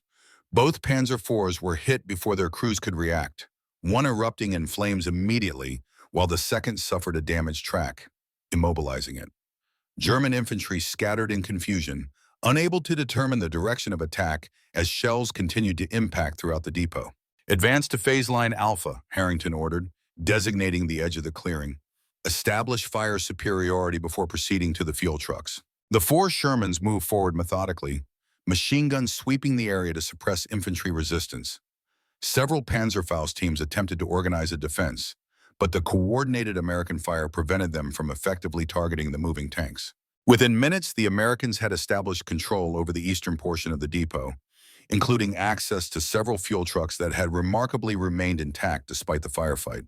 "Maverick 1 moving to refuel," Harrington announced. "Remaining units maintain perimeter security." Whitman maneuvered their Sherman alongside one of the fuel trucks, positioning it for fastest possible refueling. Harrington and Rodriguez dismounted to operate the refueling equipment, while Sullivan and Washington maintained vigilance from within the tank. The process was agonizingly slow, each minute exposing them to potential counterattack. German infantry could be heard reorganizing in the forest to the west, occasional small arms fire pinging harmlessly off the Sherman's armor. "Bandit 1 commence refueling," Harrington ordered, as his own tank's fuel gauge approached 3/4 full. "Maverick 1 will provide cover." The rotation continued until all four tanks had refueled. Ammunition proved more problematic. While they located some 75mm rounds that could be modified to work in their 76mm guns, the quantity was limited and the modifications time-consuming. "We'll have to make every shot count," Sullivan remarked as they loaded the adapted German shells into their ammunition racks. These won't be as accurate as our regular ammunition. Before they could complete the resupply operation, Washington called out from his radio position, "Captain, intercepted German transmission. They're organizing a battle group specifically to hunt us down, at least 5 Tigers and Panzer Grenadier support." The news shifted their tactical situation dramatically. Operating behind enemy lines was predicated on mobility and unpredictability. Once the Germans committed dedicated resources to hunting them specifically, those advantages would diminish rapidly. "All units, complete resupply and prepare to move out," Harrington ordered. "We need to relocate immediately." As the crew scrambled to finish loading ammunition, the distinctive sound of aircraft engines growled overhead. Looking up, Harrington identified the silhouettes of German Focke-Wulf 190 fighter bombers circling above the depot. "Air attack imminent! Disperse and seek cover." The warning came barely in time. Seconds later, the first bombs began falling, targeted precisely on the supply depot. The Germans, apparently deciding the depot was lost, had chosen to destroy it rather than allow the Americans to make use of its resources. Whitman gunned Maverick 1's engine, accelerating away from the fuel trucks moments before they erupted in massive fireballs. The other Sherman tanks scattered similarly, each finding what cover they could as explosions bloomed throughout the clearing. The air attack lasted less than 5 minutes but transformed the depot into an inferno of burning vehicles and exploding ammunition. When the German aircraft departed, Harrington took stock of their situation. "All units report status. Bandit 1 operational, minor damage to external equipment. Bandit 2 operational, no damage." Silence followed where Maverick 2 should have responded. "Maverick 2 reports status," Harrington repeated. "Captain," Washington said quietly. "Direct hit observed on Maverick 2's position. No movement from the vehicle. Another tank lost. Another crew of 5 men gone in an instant." Harrington absorbed the news stoically, though each loss cut deeply. They were down to 3 Shermans now, operating deep behind enemy lines with limited ammunition and no clear exit route. "All remaining units, rendezvous at grid reference Juliet 9, he ordered. "We need to regroup and determine our next move." The designated meeting point was a small stone bridge spanning a narrow river about 3 kilometers south of their current position. The area offered natural defensive features and multiple exit routes if they came under attack. As Maverick 1 moved cautiously through the forest toward the rendezvous, Harrington considered their strategic situation. The disruption they had caused behind German lines had undoubtedly been significant, but without communication with Bastogne, he couldn't determine if their sacrifices had meaningfully impacted the larger battle. "Washington, keep trying to raise Colonel Roberts or any American unit on all frequencies," he instructed. "We need to coordinate our next actions with the overall defense." The 3 remaining Shermans reached the stone bridge without further incident, taking up defensive positions that covered all likely approach routes. The crews took advantage of the momentary respite to perform essential maintenance and check for damage that might have been missed in the chaos of combat. While Sullivan and Rodriguez inspected the track tension, Harrington consulted with the commanders of the 2 bandit tanks, Lieutenants Collins and Martinez. "Gentlemen, we've accomplished our primary mission of disrupting German supply lines and drawing forces away from Bastogne," Harrington began. "Now we need to determine our next objective. Options include continuing harassment operations, attempting to return to American lines, or finding a defensive position where we can inflict maximum damage on German forces." Martinez, commander of Bandit 2, spoke first. "Sir, my crew is willing to continue offensive operations as long as ammunition holds. We've adapted well to using the captured German rounds." Collins nodded agreement. "Same for Bandit 1, sir, though I must report our radio is showing signs of failure. We may lose communication capability within hours." The dwindling radio functionality presented a new complication. Without coordination between tanks, their effectiveness would decrease dramatically, and the risk of friendly fire incidents would increase if they encountered American forces.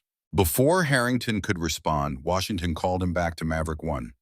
"Captain, I've got a weak signal on the emergency frequency. American unit can't identify specific call sign, but they're broadcasting from Bastogne." Harrington took the handset. "This is Maverick 1, Captain Harrington, 37th Armored Battalion, transmitting from behind German lines. Request situation update on Bastogne defense." Through heavy static, a voice eventually responded, "Completely surrounded, holding perimeter. Airdrop at Devon, heavy casualties. German armor probing defenses. Request instructions for our unit. 3 operational Shermans behind German lines, limited ammunition and fuel. The response came in broken segments. Continued disruption operations. German supply focus on northern approach. Reinforcements attempting breakthrough from southwest. The transmission deteriorated into unintelligible static before cutting out entirely. Washington worked the radio controls frantically, trying to re-establish contact, but the brief window of communication had closed. What we heard confirms Bastogne is holding but completely encircled, Harrington told his officers. They want us to continue disruption operations, with focus on the German supply lines supporting their northern approach. Collins studied their map. That would be here, sir. He indicated a road junction approximately 5 kilometers northeast of their position. Based on German movement patterns, they're likely routing supply columns through this area to support their main thrust. That becomes our primary target, Harrington decided. We'll move out in 1 hour after completing essential maintenance. Maintain radio discipline and visual contact between tanks whenever possible.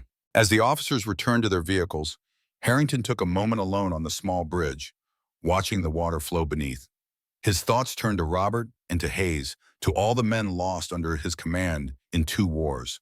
The pocket watch weighed heavily against his chest, a constant reminder of promises that might go unfulfilled. For the first time since receiving news of Robert's death, Harrington allowed himself a brief moment of personal grief. A single tear tracked down his weathered cheek as he pictured his son's face, forever young in his memory. Then, with the discipline of decades of military service, he compartmentalized the emotion, returning his full attention to the mission at hand. His surviving men needed him focused on their survival and success. Back at Maverick 1, he found Sullivan making final adjustments to the gun elevation mechanism. "How's our main armament, Sergeant?" "Operational, sir, but the recoil dampeners are showing wear. We'll need to reduce our rate of fire to prevent failure." Harrington nodded. "And our ammunition?" 22 rounds of adapted German 75mm plus 8 of our original 76mm machine gun ammunition adequate. It wasn't much for what might be an extended operation, but it would have to suffice. "We move out in 40 minutes. Make sure Whitman checks the final drive assembly. It was showing signs of stress during our last engagement." "Already on it, sir," Sullivan confirmed. "That farm boy treats this tank like his daddy's prized tractor. Says he can feel when something's not right in the transmission." Harrington smiled slightly. He's not wrong, the best drivers develop that sense. With preparations continuing, Harrington turned his attention to planning their approach to the targeted road junction. The area would likely be heavily defended, particularly after their morning raids on German supply elements. They would need to use terrain and timing to maximum advantage if they hoped to strike effectively and withdraw without catastrophic losses. The map indicated a ridgeline overlooking the junction from the south, offering potential hold-down positions for the Shermans. If they could reach that position undetected, they might be able to engage German supply columns with minimal exposure to return fire. The challenge would be approaching the ridge without being spotted by German reconnaissance units that were undoubtedly searching for them. "Washington, what time is sunset today?" Harrington asked. "Almanac shows 1642 hours for this region in December, sir." "That's our window then," Harrington decided. "We'll move to the final assault position during twilight, when visibility is poorest, then attack after full dark when their supply movements are most active." He called Collins and Martinez back for a final briefing, outlining the approach and attack plan in detail. Each tank would take specific sectors of fire, with predetermined withdrawal routes if they encountered overwhelming opposition. Coordination would be primarily visual using signal flares, with radio communication as backup only if absolutely necessary.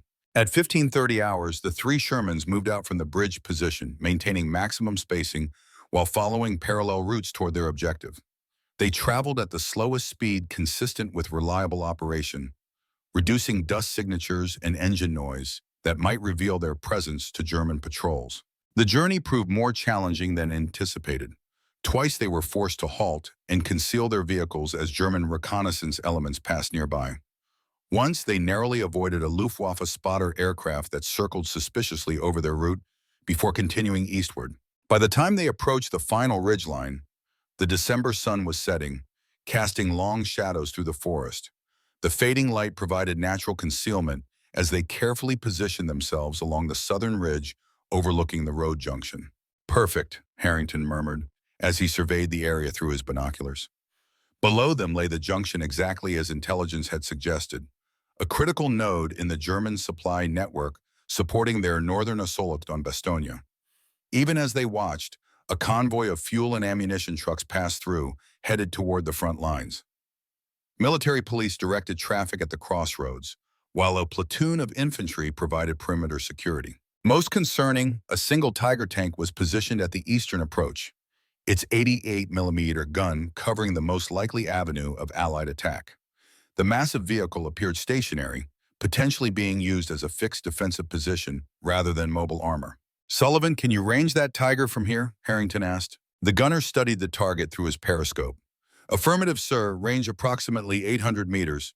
With our remaining American ammunition, I can penetrate if we hit the side armor or rear. That becomes our primary target when we initiate. If we eliminate their heaviest asset first, the remainder of the defense will be significantly weakened." As full darkness descended, activity at the junction increased rather than diminished. German supply officers apparently preferred night movement to reduce vulnerability to Allied air attacks. Trucks arrived from the east, loaded with ammunition, fuel, and rations, then departed northward toward the front lines after brief stops for coordination and sometimes driver changes. Harrington checked his watch, 1830 hours. They had been in position for nearly an hour, observing patterns and finalizing their attack plan. The three Sherman commanders had synchronized their watches and agreed on exact timing. They would initiate the attack at precisely 1845 hours, when the current convoy had departed and before the next one arrived, catching the junction at its most vulnerable moment. "All stations ready?" Harrington confirmed over the radio, breaking their self-imposed silence for this critical coordination. "Fire on my signal, priority targets as assigned." The minutes ticked by with excruciating slowness, each man feeling the tension build as the appointed time approached. Inside Maverick 1, Rodriguez had loaded one of their precious few original American shells, giving Sullivan the best possible chance of penetrating the Tiger's armor with their first shot. At exactly 1845 hours, Harrington gave the command. "All units, fire." Three 76-millimeter guns roared in near unison, their muzzle flashes briefly illuminating the ridgeline before darkness reclaimed the landscape. The carefully aimed shots streaked toward their targets at the junction below. Sullivan's round struck the Tiger precisely where the turret joined the hull, finding the thin gap in the otherwise formidable armor. The German tank shuddered as the shell penetrated, then erupted in flames as its ammunition ignited. The other two Shermans targeted the fuel trucks and command vehicles, creating immediate confusion and secondary explosions as volatile materials ignited. German infantry scattered, seeking cover from the unexpected attack, while officers shouted contradictory orders in the chaos. "Adjust fire. Target ammunition trucks," Harrington ordered, as Sullivan reloaded with one of the adapted German shells. The reduced powder charge would limit range and penetration, but against unarmored vehicles it would remain effective. For several minutes, the three American tanks fired methodically from their ridgeline positions, systematically destroying the supply depot's critical elements. German return fire was sporadic and ineffective, the defenders struggling to locate the exact position of their attackers in the darkness. The destruction below was near complete when Washington suddenly called out, "Captain, radio intercept." German armor responding from the north, estimated 5 minutes to our position. The warning necessitated an immediate change in plans. "All units, disengage and withdraw via Route Charlie," Harrington ordered. "Maximum speed, minimum interval." Route Charlie was their predetermined escape path, a forest track leading southwest away from the junction and toward a series of ridges where they could establish new defensive positions if pursued. The three Shermans began their withdrawal, engines roaring as they abandoned the cautious movement of their approach in favor of speed. They had covered less than a kilometer when the night behind them lit up with muzzle flashes. German armor had arrived at the junction earlier than expected and was firing blindly into the forest, hoping to hit the retreating American tanks. Most shells passed harmlessly overhead or impacted in the surrounding trees, but the volume of fire was concerning. "Increase speed, maintain course," Harrington instructed. "We need to break contact before they organize a proper pursuit." Whitman pushed Maverick 1 to its operational limits, the Sherman's suspension groaning in protest as it navigated the rough forest track at dangerous speed. Behind them, the sounds of German engines grew louder as the pursuit began in earnest. "German tanks on the road parallel to our position," Washington reported, monitoring radio transmissions. They're trying to flank our withdrawal route. Harrington studied their map by flashlight. The parallel road Washington mentioned would intersect their forest track in approximately 2 kilometers. If German armor reached that intersection first, they would effectively cut off the American escape route. Change of plan, Harrington decided. We split up. Bandit 1 and 2 continue on current track. Maverick 1 will divert north, draw pursuit away from your withdrawal. Sir, that puts you directly in their path, Collins protested. Exactly. They'll commit to pursuing what they believe is our main force. Use the opportunity to break contact completely and circle back toward Bastogne's southwest perimeter, where our reinforcements are reportedly attempting breakthrough. The logic was sound, but the risk enormous. Maverick 1 would be sacrificing itself to ensure the escape of the other 2 tanks. A classic military calculation where the needs of the mission outweighed those of any individual unit. It's been an honor serving with you, Captain, Martinez said simply. Get your men home, Lieutenant. That's an order. As the 2 bandit tanks continued southwest, Harrington directed Whitman to turn north onto a smaller game trail, barely wide enough for the Sherman's hull. The change in direction would lead them directly toward the German pursuit force, an unexpected move that might momentarily confuse the enemy. Washington, transmit in clear on the frequencies the Germans are monitoring. Make it sound like we're the main force, all 3 tanks still together. The radio operator nodded, beginning a series of transmissions designed to convince German intelligence they were pursuing all 3 American tanks along this northern route.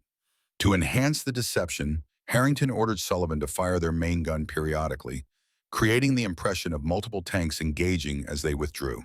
The ruse worked better than they could have hoped. Within minutes, they could hear the German pursuit force changing direction, heavy engines growling as Tiger and Panther tanks redirected to intercept what they believed was the entire American unit. They're taking the bait, Sullivan confirmed, watching through the periscope as German tank silhouettes appeared on the road to their east, moving parallel to their own course. Now for the difficult part, Harrington said grimly. We need to keep their attention without getting ourselves killed in the process. For the next 30 minutes, they played a dangerous game of cat and mouse with the German pursuit force, appearing briefly to fire, then relocating before accurate return fire could find them. The Sherman's superior mobility and the crew's intimate knowledge of their vehicle's capabilities allowed them to maintain this deadly dance, despite the overwhelming German firepower arrayed against them. Washington maintained regular radio transmissions, suggesting multiple tanks operating in coordination, further convincing the Germans they were pursuing the entire American unit. Occasionally, they could intercept German communications, expressing frustration at the elusive target and ordering wider search patterns. By 20-30 hours, Harrington was confident the 2 bandit tanks had successfully broken contact and were well on their way toward American lines. The deception had worked, but now Maverick 1 faced the challenge of its own survival. They were deep behind enemy lines, surrounded by German forces specifically hunting them, with fuel and ammunition dwindling rapidly. New objective, Harrington informed his crew. We've drawn pursuit away from our companions. Now we need to find our own way back to friendly lines. The map offered few promising options. The most direct route to Bastogne was heavily patrolled by German forces. Alternative approaches would require extended travel through enemy territory with increasing risk of detection as fuel reserves diminished. A third option presented itself as Harrington studied the terrain features. They could attempt to reach the Ardennes forest's densest section, establish a hidden position, and wait for the Allied counteroffensive that would eventually break through to relieve Bastogne. This approach offered the highest probability of survival, but meant abandoning any further offensive action against German forces. Opinions, gentlemen? Harrington asked his crew, something he rarely did but felt appropriate given their situation. Sullivan spoke first. Sir, we've hit them hard all day. Accomplished more than anyone could expect. I say we find a hiding spot, conserve what resources we have left, and wait for our forces to reach us. With respect, Captain, Washington countered, radio intercepts suggest Bastogne is in serious trouble. If we can get back there, even one more tank might make a difference. Rodriguez and Whitman remained silent, deferring to the more experienced crew members. The decision ultimately rested with Harrington, who weighed their limited options against his responsibility to both the mission and his men. Before he could announce his decision, the night sky above them suddenly illuminated with flares, bathing the forest in harsh white light. German voices shouted commands from multiple directions, and the unmistakable sound of tank engines converging on their position shattered any hope of clean escape. "They found us," Sullivan stated unnecessarily, swinging the turret toward the nearest threat. "Multiple vehicles, sir," Washington reported. "Radio chatter suggests at least 5 tanks plus infantry support." Harrington made his decision instantly. "Whitman, get us to that ridge line." He pointed to a small elevation 300 meters west. "We'll make our stand there. Better to go down fighting than surrender." The Sherman surged forward, its engine straining as Whitman pushed it to maximum power. Behind them, German searchlights swept the forest, tracking their movement. The first shells began to impact around them, the Germans firing blindly but in the right general direction. They reached the ridgeline just as the German armor broke through the tree line behind them. Sullivan traversed the turret, acquiring the lead Tiger in his sights. "Target identified," he reported calmly, despite the dire circumstances. "Fire at will," Harrington commanded. "Make every shot count." The 76mm gun roared, the shells striking the Tiger's frontal armor but failing to penetrate. It did, however, force the German tank to halt momentarily, its commander reassessing the approach. "Reload and adjust aim," Harrington ordered. "Target their track assemblies. We can't penetrate their frontal armor, but we can immobilize them." Sullivan's next shot struck more effectively, damaging the right track of the lead Tiger. The massive German tank slewed sideways, temporarily blocking the narrow approach and forcing the vehicles behind it to seek alternative routes. For several minutes, Maverick 1 fought a desperate holding action against overwhelming odds. Sullivan's accuracy with their dwindling ammunition supply was remarkable, each shot finding vulnerable points in the German armor or mobility systems. Whitman continuously adjusted their position, using the ridgeline's contours to present the smallest possible target while maintaining a firing position. Their luck couldn't last forever. A Panther flanking from the north fired a shot that struck Maverick 1's right side, penetrating the thinner armor there. The shell passed completely through the fighting compartment, miraculously missing the crew but severing hydraulic lines and damaging electrical systems. "Turret control failing," Sullivan reported, struggling with his controls. "Traverse operating at quarter speed." "Washington status?" Harrington asked, feeling the tank's systems deteriorating around them. "Radio damage, sir. Operating on backup power only. Engine temperature rising." The situation was deteriorating rapidly. Without full turret function and with critical systems failing, the Sherman's combat effectiveness was severely compromised. Yet Harrington couldn't bring himself to order abandonment as long as the main gun remained operational. "Continue engaging," he commanded. "Rodriguez, load our last American shell. Sullivan, make it count."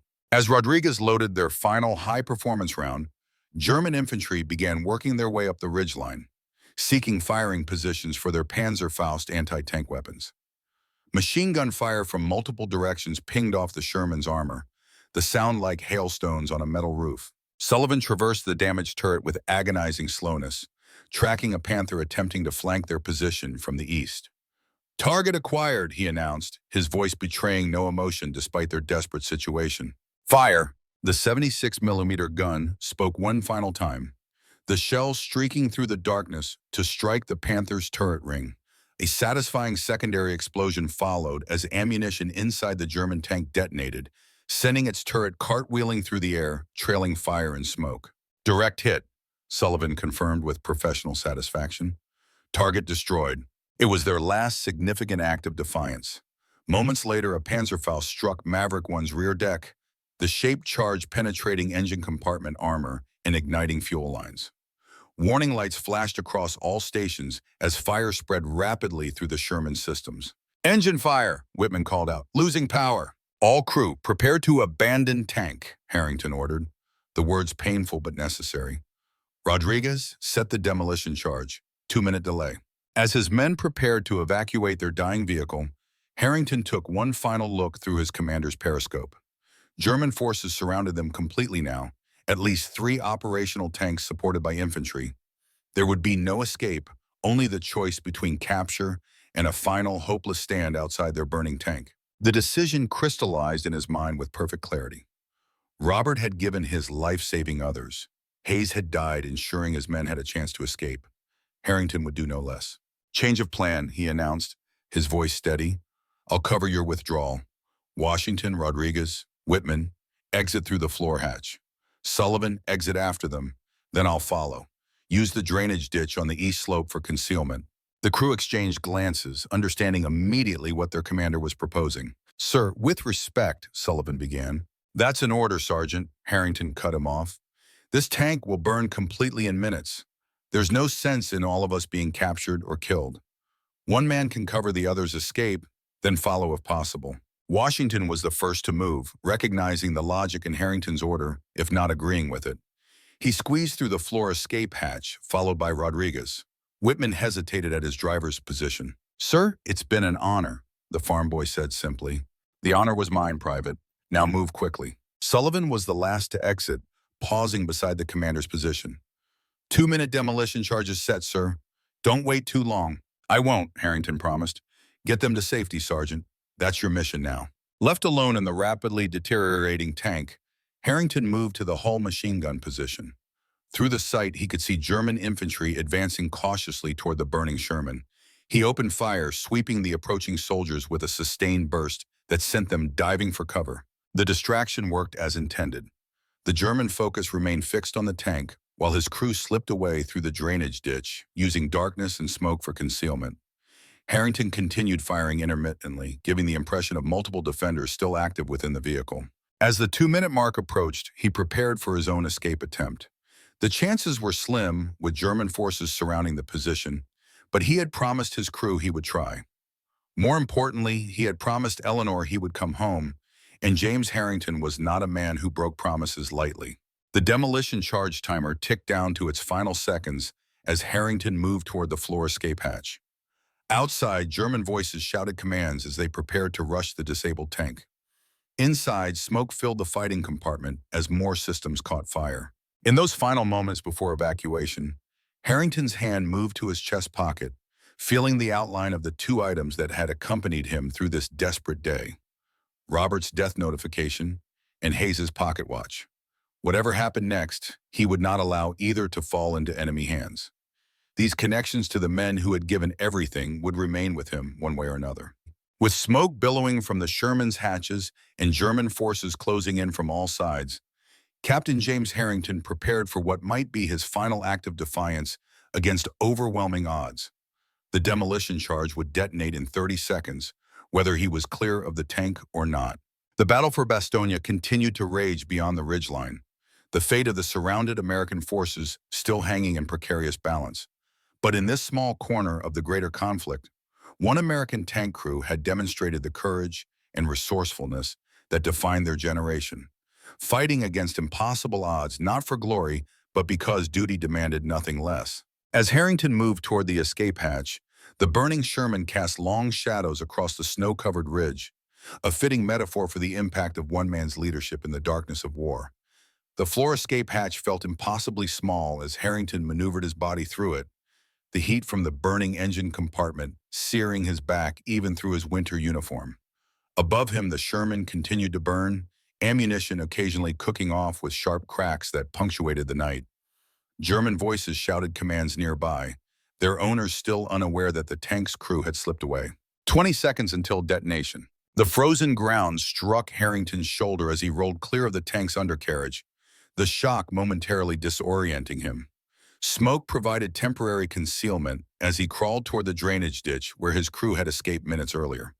Overhead, German flares cast an eerie, shifting light across the battlefield, creating pools of harsh illumination between merciful shadows. 10 seconds. Harrington reached the ditch just as a German soldier appeared around the burning Sherman's front end, weapon raised. Their eyes met for a fraction of a second before Harrington dropped below the ditch's edge. No shot followed. Perhaps the German hadn't seen him clearly through the smoke, or perhaps he'd been distracted by the more obvious threat of the tank itself. 3 seconds. Harrington pressed himself into the frozen earth, covering his head with his arms as the mental countdown reached 0. The demolition charge detonated with a sharp crack followed by a deeper, more substantial explosion as the Sherman's remaining ammunition and fuel ignited simultaneously. The shock wave rolled across the ridgeline, momentarily silencing all other sounds of battle. When Harrington raised his head, Maverick 1 was a funeral pyre of twisted metal and flame, ammunition continuing to explode sporadically within the inferno. German soldiers who had been approaching the tank scrambled for cover, several lying motionless where the blast had caught them. In the confusion, Harrington began moving eastward along the drainage ditch, staying low and using smoke and darkness for concealment. He had covered perhaps 50 meters when he encountered Sullivan waiting at a bend in the ditch, Thompson's submachine gun ready. "Captain," the sergeant whispered, obvious relief in his voice. "Wasn't sure you'd make it out." "The others?" Harrington asked, keeping his voice equally low. "Ahead about 100 meters. Washington's leg is injured, but he can move with assistance." Together, they crawled forward, the sounds of German searchers growing more organized behind them as officers re-established control following the explosion. Occasional shouts suggested the Germans had discovered the escape route and were beginning to follow, though the darkness and rugged terrain hampered their pursuit. They found the remainder of the crew sheltered beneath a fallen tree that bridged the ditch. Washington sat propped against the earthen wall, his face tight with pain, but composed. Rodriguez had improvised a bandage around the radio operator's thigh where shrapnel had struck. "Sir," Whitman greeted him with a relieved smile, "thought you might have joined that tank in the big scrapyard in the sky." "Not while I still have men in the field, Private," Harrington replied, quickly assessing their situation. The crew had salvaged what they could during their escape: 2 Thompson submachine guns, Washington's M1 carbine, a single .45 caliber pistol, and various personal items, including their emergency rations and first aid kits. No radios had survived, leaving them without communication capabilities. Most concerning was Washington's wound, which would limit their movement speed and options. "Status report," Harrington requested as Rodriguez finished rebandaging Washington's leg. "Shrapnel wound, sir," Washington reported formally despite his pain. "Doesn't feel like it hit the bone, but I won't be running any foot races." Sullivan added the tactical assessment. "Germans are searching methodically, sir. They know we escaped the tank. Given their resources in the area, they'll establish a perimeter and tighten it gradually." Harrington considered their extremely limited options. They were deep behind enemy lines, surrounded by German forces specifically hunting them. One man was wounded, they had minimal weapons and supplies, and winter conditions would make any extended cross-country movement extraordinarily difficult. "Our primary objective is to reach American lines," Harrington decided. "Based on last communications, Allied reinforcements are attempting to break through to Bastogne from the southwest. That's approximately 20 miles from our current position." The men absorbed this sobering distance assessment silently. 20 miles through enemy territory in winter conditions with a wounded man would be challenging under the best circumstances. Under active pursuit, it approached impossible. "Alternatively," Harrington continued, "we could attempt to locate Belgian resistance fighters. Intelligence indicated active cells throughout the Ardennes who might provide shelter and eventually help return us to Allied lines." Sullivan nodded thoughtfully. "The locals have been supporting Allied airmen shot down over their territory throughout the war. They might have established escape routes. First priority is breaking immediate contact," Harrington stated. "We need to get beyond their search perimeter before dawn. Washington, can you move with assistance?" "Yes, sir," the radio operator answered without hesitation, though the pain in his eyes suggested otherwise. "Rodriguez, Whitman, you'll assist Washington in rotation. Sullivan and I will handle security.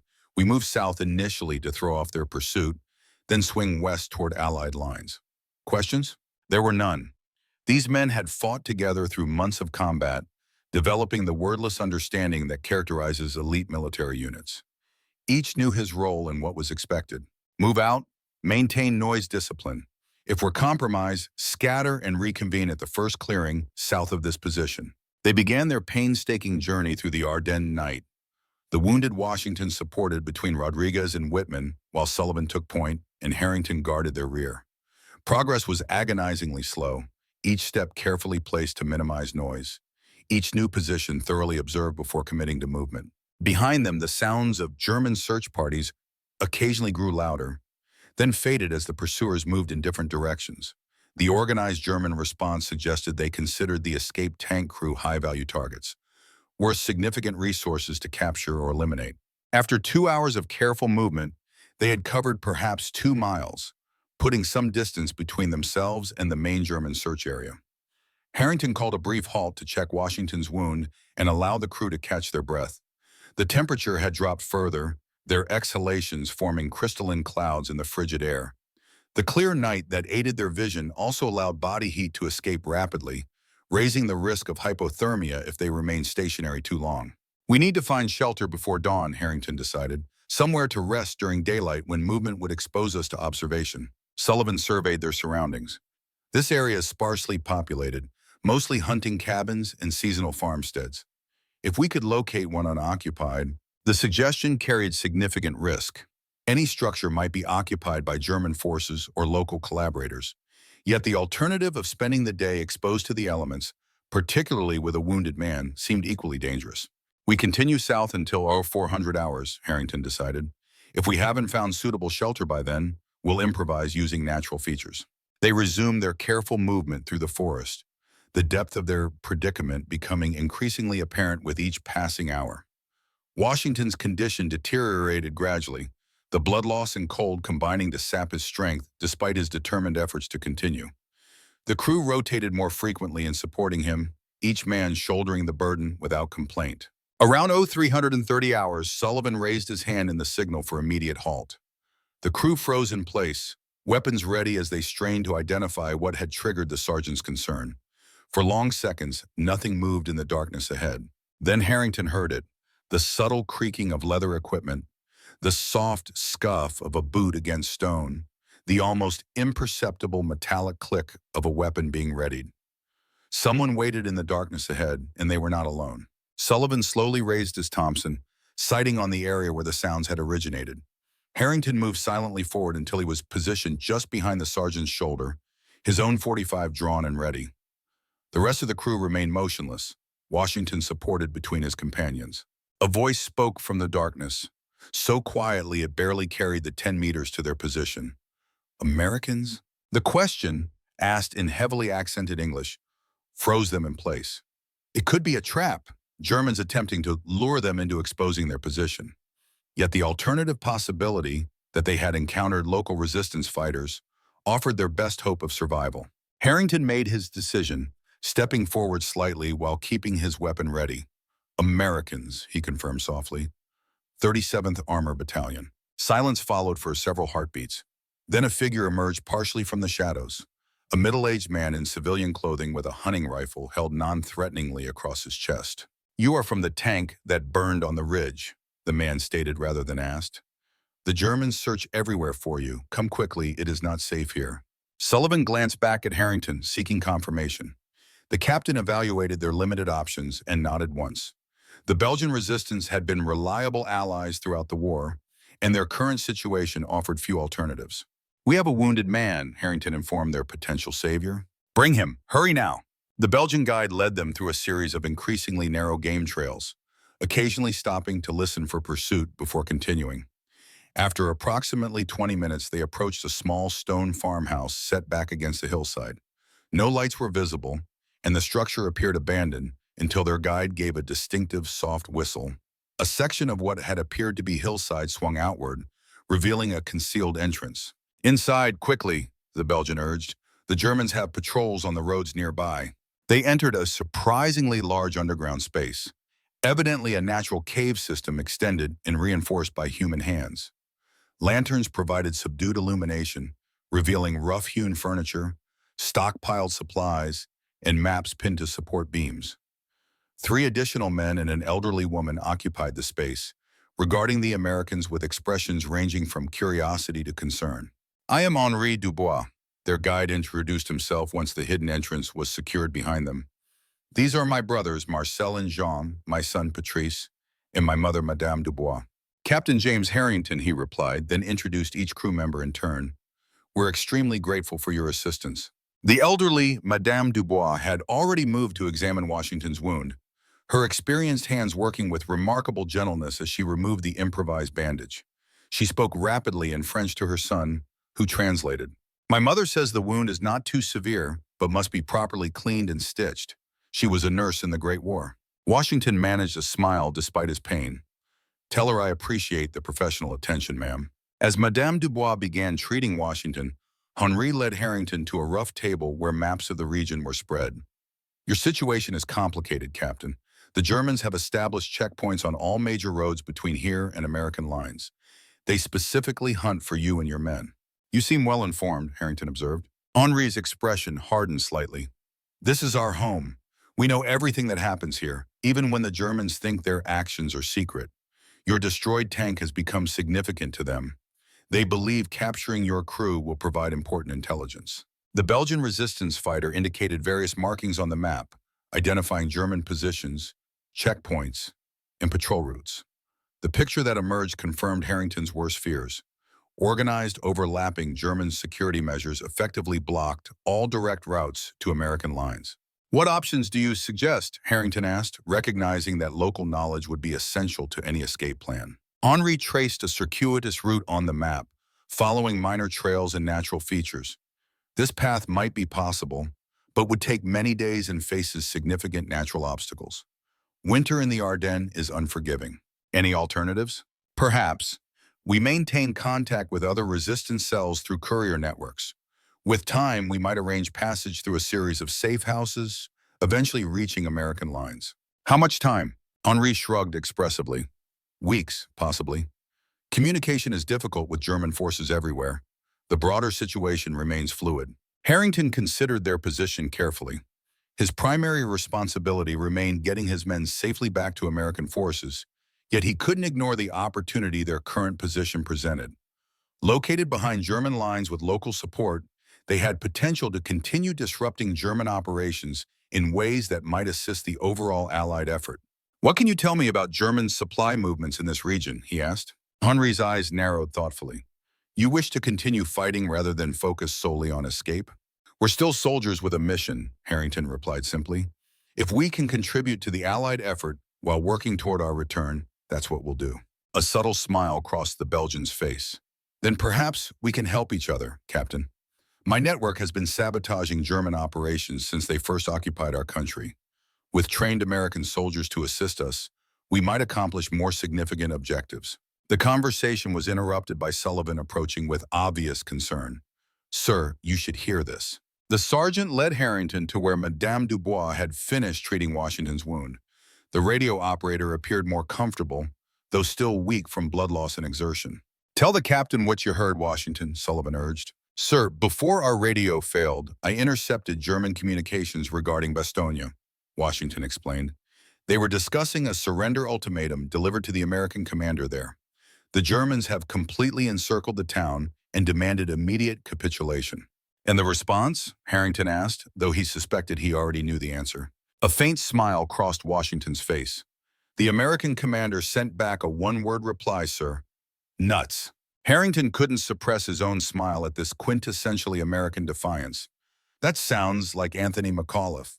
He's not a man to surrender when there's still fighting to be done." The information reinforced Harrington's conviction that their efforts behind German lines could contribute meaningfully to the defense of Bastogne.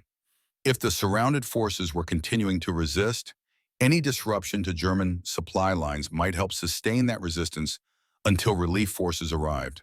Henri, Harrington turned back to the Belgian. "What high-value German targets exist in this area that might impact their operations against Bastogne?" The resistance fighter considered for a moment, then indicated several locations on his map. "Their primary supply depot is here, approximately 8 kilometers west. Heavily guarded, of course. They've also established a forward command post at this chateau, coordinating their attacks on the Bastogne perimeter. Fuel storage." Here, Henri pointed to another location. "Underground storage tanks at an abandoned mine facility. Less heavily guarded because the location is not obvious." The potential targets presented interesting possibilities, though attacking any of them with 5 exhausted men, 1 wounded, seemed nearly impossible regardless of local support. Yet Harrington's military mind automatically began formulating approaches, evaluating risks and potential impacts. "Sir," Sullivan interrupted gently, "the men need rest. We've been in continuous combat for nearly 24 hours. Harrington nodded, acknowledging the sergeant's correct assessment. No planning could proceed effectively without allowing the crew to recover their strength. "You're right. We'll rest and treat Washington's wound properly, then discuss our options." Henri led them to a separate chamber equipped with rough pallets and blankets. "Rest here. You will be safe. We maintain constant watches and have warning systems if Germans approach." As his exhausted crew settled onto the improvised beds, Harrington found himself unable to immediately follow suit. The events of the past days circled in his mind. The desperate defense of Bastogne, the loss of so many men under his command, the destruction of Maverick 1, and now this unexpected sanctuary behind enemy lines. He reached into his pocket, withdrawing Hayes's gold pocket watch and opening its case. The inscription inside read simply, "To my son Thomas, may you serve with honor. Professor William Hayes, Boston, 1939. Another father's hopes for his son's safe return now left unfulfilled. Having trouble sleeping, Captain? Harrington turned to find Madame Dubois approaching, her aged face lined with the wisdom of someone who had endured 2 German occupations in one lifetime. She spoke in heavily accented but understandable English. "Just thinking, ma'am." She nodded toward the watch in his hand. "A friend?" "A young officer under my command. He didn't make it. Asked me to return this to his father." The elderly woman's eyes softened with understanding. "You carry many burdens, Captain. The living and the dead." "It comes with command," Harrington replied simply. "And your family? They wait for you?" The question struck deeper than she could have known. "My wife Eleanor waits in Detroit. Our son Robert was killed in the Pacific 2 weeks ago." Madame Dubois crossed herself reflexively, murmuring what sounded like a prayer. "The war takes so much from all of us, yet still we fight. What choice do we have? None if we wish to remain human," she answered with surprising philosophical depth. "Rest now, Captain. Tomorrow brings its own challenges." Harrington finally settled onto one of the pallets, the day's physical and emotional exhaustion at last overcoming his active mind. His last conscious thought was of Eleanor, alone in their Detroit home, already mourning one man of her family while the fate of the other remained unknown. Morning arrived without daylight in the underground sanctuary, marked only by the resistance fighters' changing of watch and the preparation of a simple but nourishing breakfast. The crew awoke refreshed despite the circumstances. Washington reporting his wound felt considerably improved after Madame Dubois's skilled treatment. Henri spread his maps on the central table once more as they finished eating. "My brothers made reconnaissance during the night. German search parties have expanded their perimeter, but moved primarily north and east. They appear to believe you are attempting to reach Bastogne directly." This misconception provided a potential advantage, leaving routes to the southwest less heavily patrolled. Yet Harrington's thoughts remained focused on how they might impact German operations before attempting their return to American lines. "What can you tell me about German communications in this area?" he asked. Henri exchanged glances with his brothers before responding. "They maintain a relay station approximately 3 kilometers from here. Radio equipment connecting their forward units with higher command. Moderately guarded, perhaps 10 soldiers. If that station were disabled, how would it affect their operations?" "Significantly. Units would be forced to use couriers or move to secondary communication hubs further east. It would delay coordination possibly by hours." Sullivan, standing beside Harrington, immediately grasped the captain's thinking. "Disrupting their communications would compound the supply problems we've already caused. Units wouldn't know where to request support or report changing conditions." Harrington nodded. "Exactly. It multiplies the effect of our previous actions without requiring extensive resources on our part." The plan took shape quickly, a night operation against the German communication relay, utilizing the resistance fighters' local knowledge combined with the Americans' combat experience. The objective would be complete destruction of the facility rather than temporary disruption, forcing the Germans to rebuild entirely rather than simply repair damage. Throughout the day, preparations continued methodically. The resistance fighters provided detailed information about German patrol patterns and facility defenses, while Harrington and Sullivan developed the tactical approach. Washington, though unable to participate directly due to his wound, contributed valuable insights about radio equipment vulnerabilities.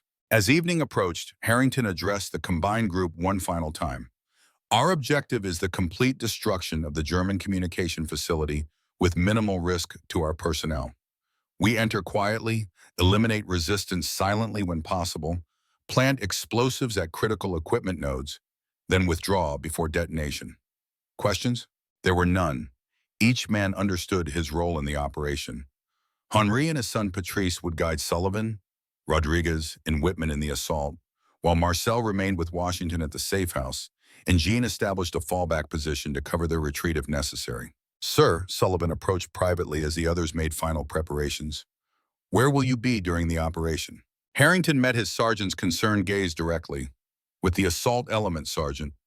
I don't send men where I won't go myself." Sullivan nodded, having expected this answer but feeling obligated to suggest the alternative. "Washington needs someone with command authority if things go wrong, sir." "Marcel will get him out if necessary," Harrington replied.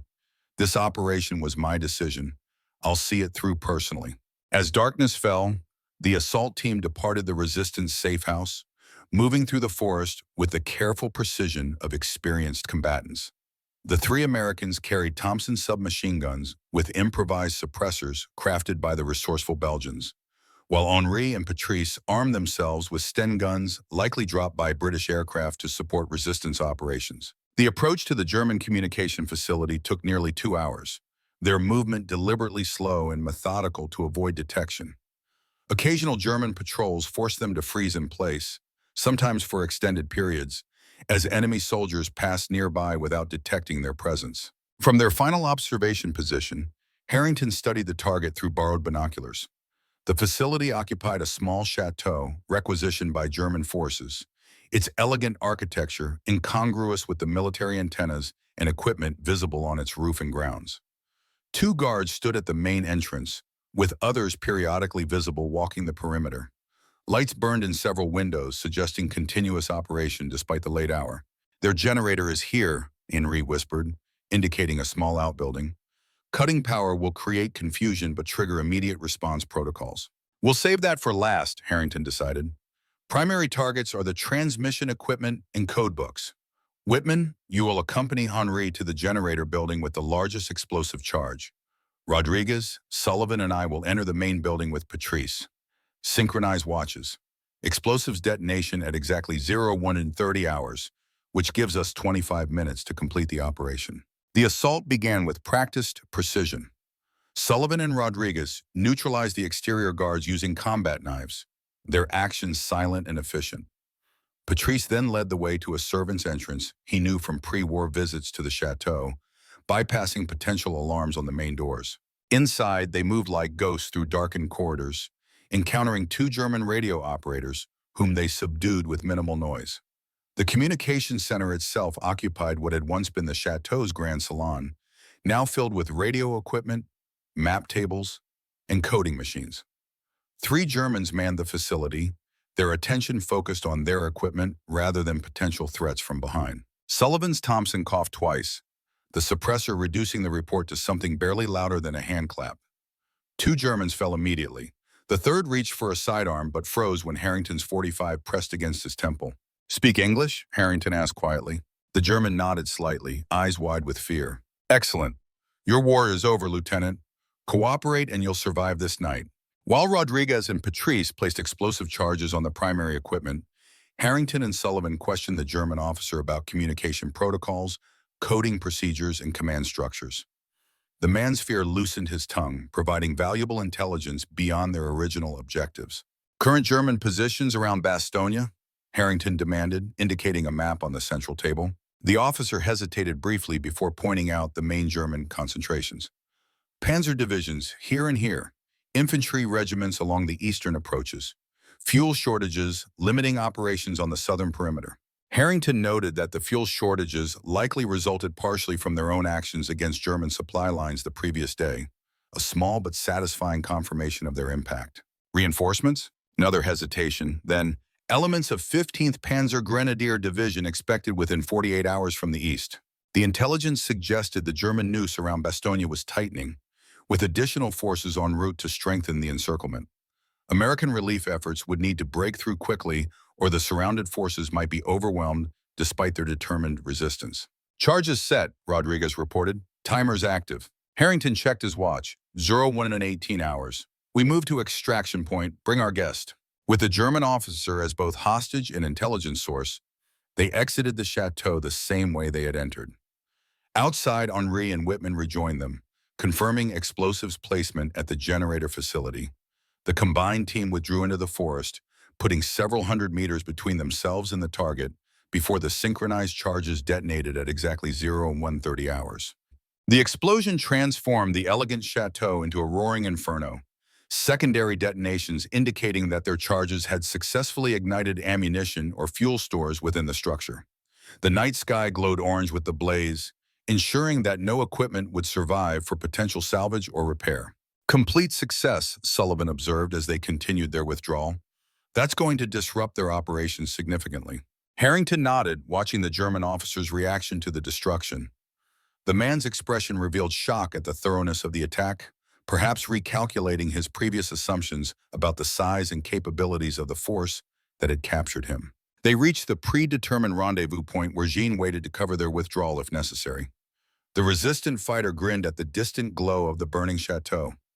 "The Germans will be most unhappy, Captain. This is good. They'll respond with searches and reprisals," Harrington cautioned. "We need to move quickly to avoid endangering your network." Jean's expression hardened. "They have been conducting reprisals since 1940, Captain. We are well practiced at avoiding their attention." The return journey to the resistance safe house took longer than their approach, as they deliberately used indirect routes to minimize chances of encountering German response forces. Dawn was breaking as they finally reached the hidden entrance, their German prisoner blindfolded to prevent him identifying the location. Washington greeted them with obvious relief. "Heard the explosion from here, sir. Sounded like a good one." "Complete success," Harrington confirmed, "and we brought back a guest with useful information." Marcel secured the German officer in a separate chamber while the team debriefed around the central table. The operation had achieved all its objectives without casualties, a textbook special operation despite their limited resources and improvised planning. "What happens now, Captain?" Henri asked, the question addressing their longer-term situation rather than immediate concerns. Harrington had been considering this question throughout their return journey. The successful raid demonstrated what they could accomplish operating behind German lines with resistance support, potentially contributing more to the Allied war effort than their immediate return to American lines might achieve. "We need to get updated intelligence on the broader tactical situation," he decided. "Your communication links with other resistance cells might provide that. Based on what we learn, we can determine whether to continue operations here or attempt to return to American lines." Henri nodded thoughtfully. "I will send messengers today. Perhaps by tomorrow we will have better information about your army's movements." The remainder of the day passed in recovery and planning.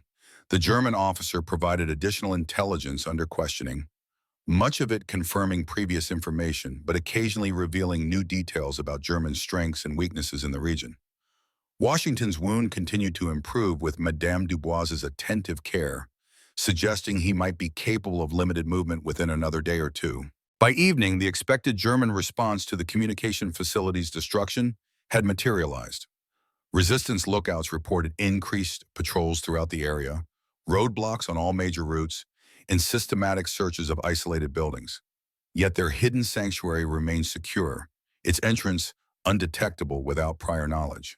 As the second night in the resistance safe house began, Harrington found himself drawn to the maps once more, studying possible routes and potential targets with the focused attention that had characterized his military career. The initial success against the communication facility had demonstrated what was possible, but each operation increased risk to both his men and their Belgian hosts. Henri joined him at the table, placing a bottle of local spirits and 2 glasses between them. To consider strategy properly, a man needs proper lubrication for his thoughts, the Belgian observed with a slight smile. Harrington accepted the offered drink with a nod of thanks. "Your English is excellent, Henri. Were you educated in America or Britain?" "Oxford before the First War," Henri confirmed. "I studied history and philosophy, intending an academic career. Then came 1914 and my education took a different direction." "You fought?" "With the Belgian army until 1917, then intelligence work. Some skills, once learned, never leave you." He gestured toward the maps. "You are considering further operations?" Harrington nodded. "The destruction of the communication facility will disrupt German coordination temporarily, but they'll adapt. If we could strike another significant target while they're still disorganized." Henri considered this, then indicated a position on the map. "Their primary ammunition depot is here, moderately guarded but critical to their operations around Bastogne. Without artillery shells, their attacks lose much of their effectiveness." The target was tempting, yet Harrington recognized the escalating risk each operation entailed. The Germans would increase security on all valuable facilities following the communication center attack. Additionally, his primary responsibility remained getting his crew safely back to American lines. "A decision for tomorrow," Harrington said finally, "after we receive updated intelligence." Henri nodded understanding, then asked the question that had clearly been on his mind. "The watch you carry, Captain, it belonged to an officer under your command?" "Lieutenant Hayes," Harrington confirmed, "a promising young officer who died saving one of his men. He asked me to return it to his father in Boston.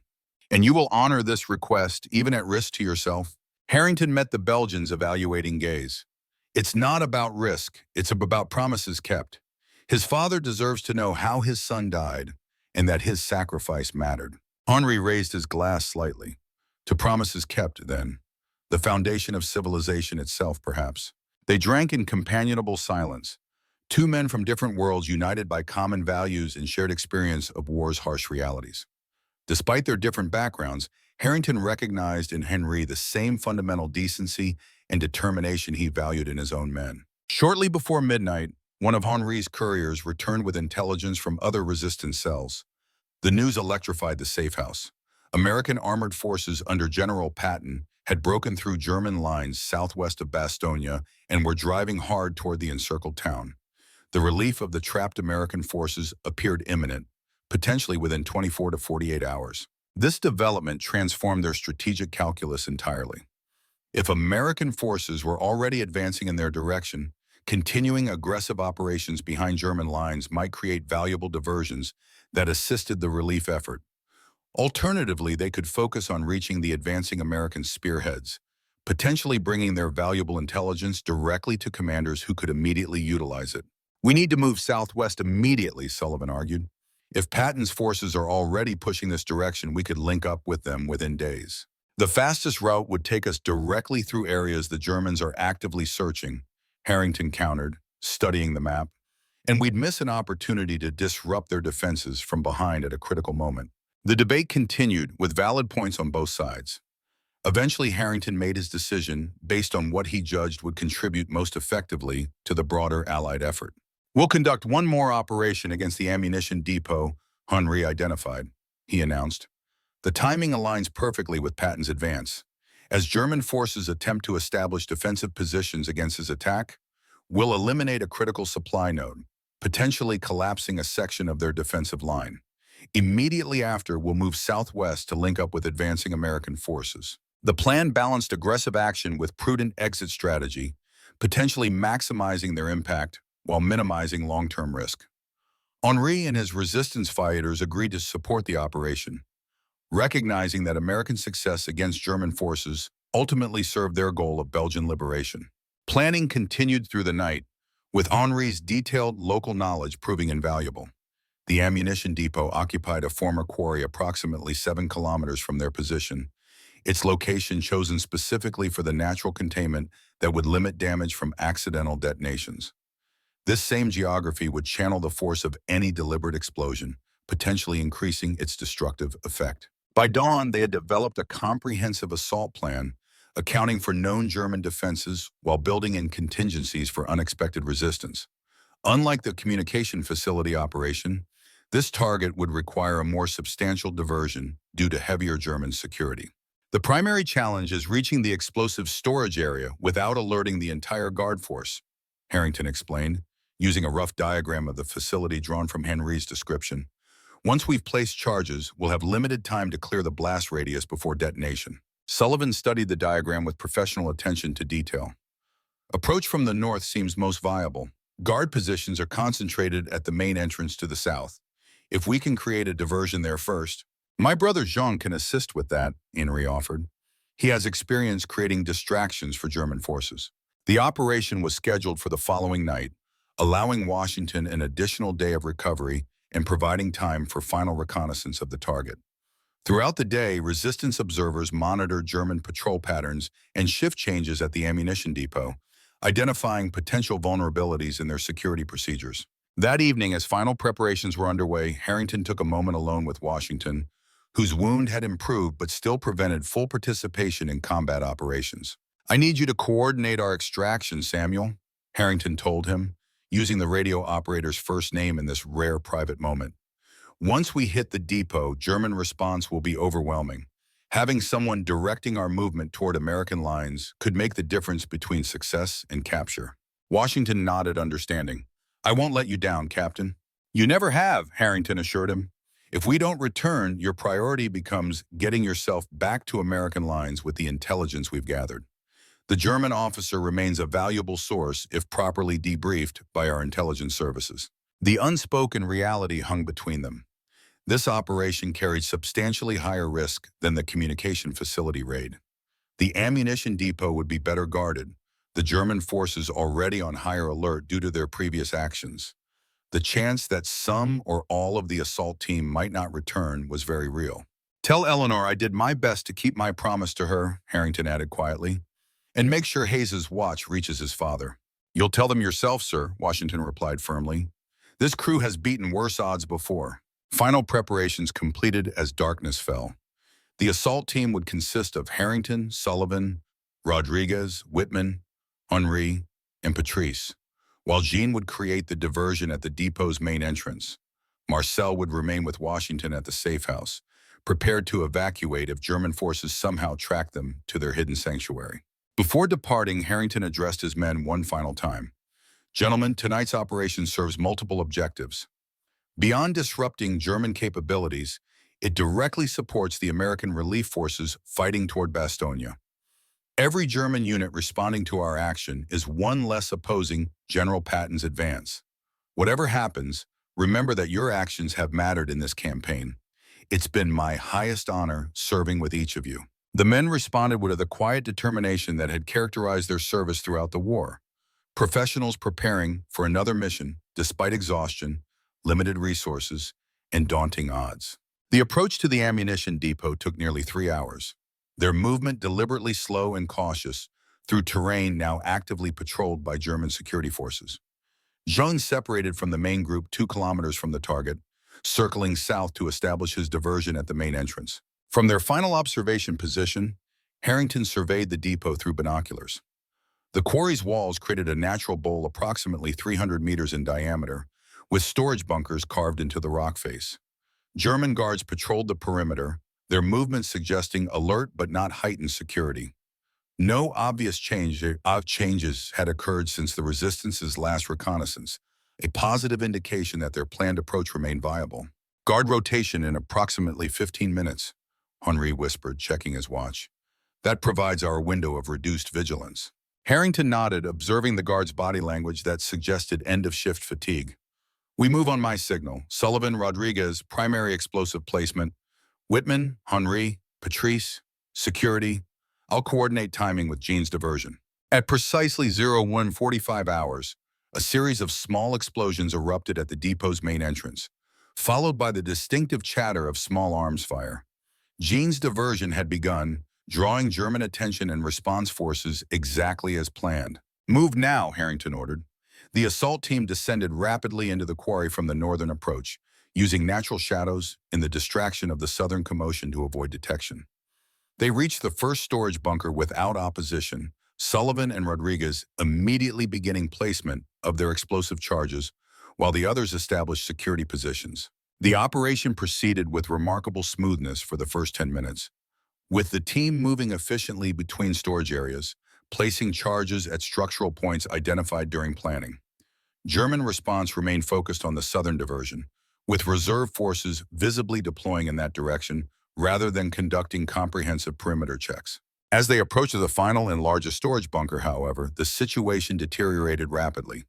A German patrol, apparently operating independently of the main response force, appeared at the bunker entrance just as Sullivan and Rodriguez prepared to place their charges. "Contact front," Sullivan warned quietly, raising his Thompson. The German patrol, consisting of 4 soldiers, spotted the Americans simultaneously. For a frozen moment, both groups stared at each other in mutual surprise. Then training took over, both sides raising weapons. Sullivan fired first, his Thompson clattering despite its improvised suppressor. 2 Germans fell immediately, while the others dove for cover, one managing to trigger a handheld alarm flare that rocketed into the night sky, bursting into brilliant red illumination above the quarry. "Cover blown," Harrington assessed immediately. "Accelerate timeline. Place final charges on 5-minute timers instead of 15. Sullivan and Rodriguez sprinted into the bunker to place their explosives, while Harrington, Whitman, and the Belgians established defensive positions against the inevitable German response. Within moments, shouts and running footsteps indicated security forces redirecting from the southern diversion, now recognizing it as exactly that. "Charges set," Sullivan reported as he and Rodriguez emerged from the bunker. 4 minutes 50 seconds to detonation. "Move to extraction point Alpha," Harrington ordered. "Maintain covering fire during withdrawal." The team began their fighting retreat toward their planned extraction route, using natural cover and suppressive fire to hold back the converging German forces. The operation had shifted from stealthy infiltration to direct combat, their only advantage now being the Germans' reluctance to use heavy weapons near volatile ammunition storage. German machine gun fire raked their position as they reached the quarry's northern rim, forcing them to ground. Rodriguez took a grazing hit across his shoulder, painful but not immediately debilitating. Sullivan's return fire silenced the German position temporarily, allowing continued movement toward the extraction point. 2 minutes to detonation, Harrington noted, checking his watch. We need to increase distance immediately.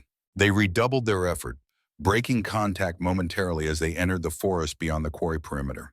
Behind them, German search parties fanned out, tracking their direction of movement with concerning accuracy. At the 1-minute mark, they reached a prepared defensive position where Jean waited, having successfully disengaged from his diversionary action. The combined team took cover behind rocky outcroppings that would provide some protection from the imminent blast. 30 seconds, Harrington warned. Cover your ears and open your mouths to equalize pressure. When the detonation came, it exceeded even their most optimistic expectations. The sequential charges created a cascading explosion as ammunition cooked off in chain reaction throughout the storage facility. The ground shook beneath them, trees swaying as if in high wind. The night sky turned briefly to day as the massive fireball climbed hundreds of meters into the air, followed by secondary and tertiary explosions as additional storage bunkers succumbed.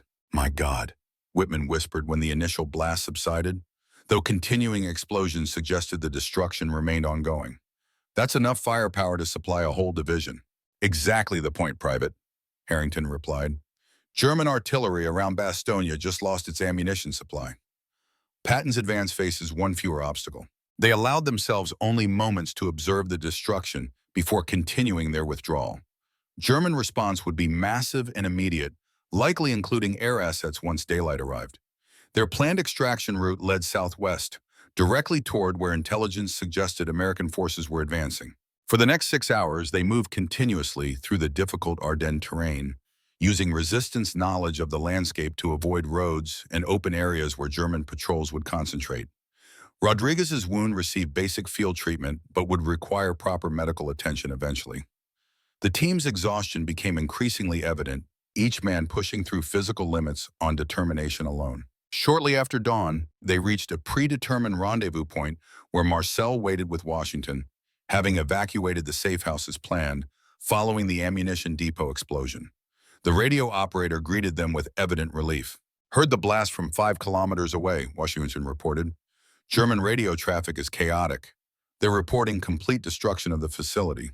"Any update on American forces?" Harrington asked, the critical question now that their operation was complete. Washington's expression brightened.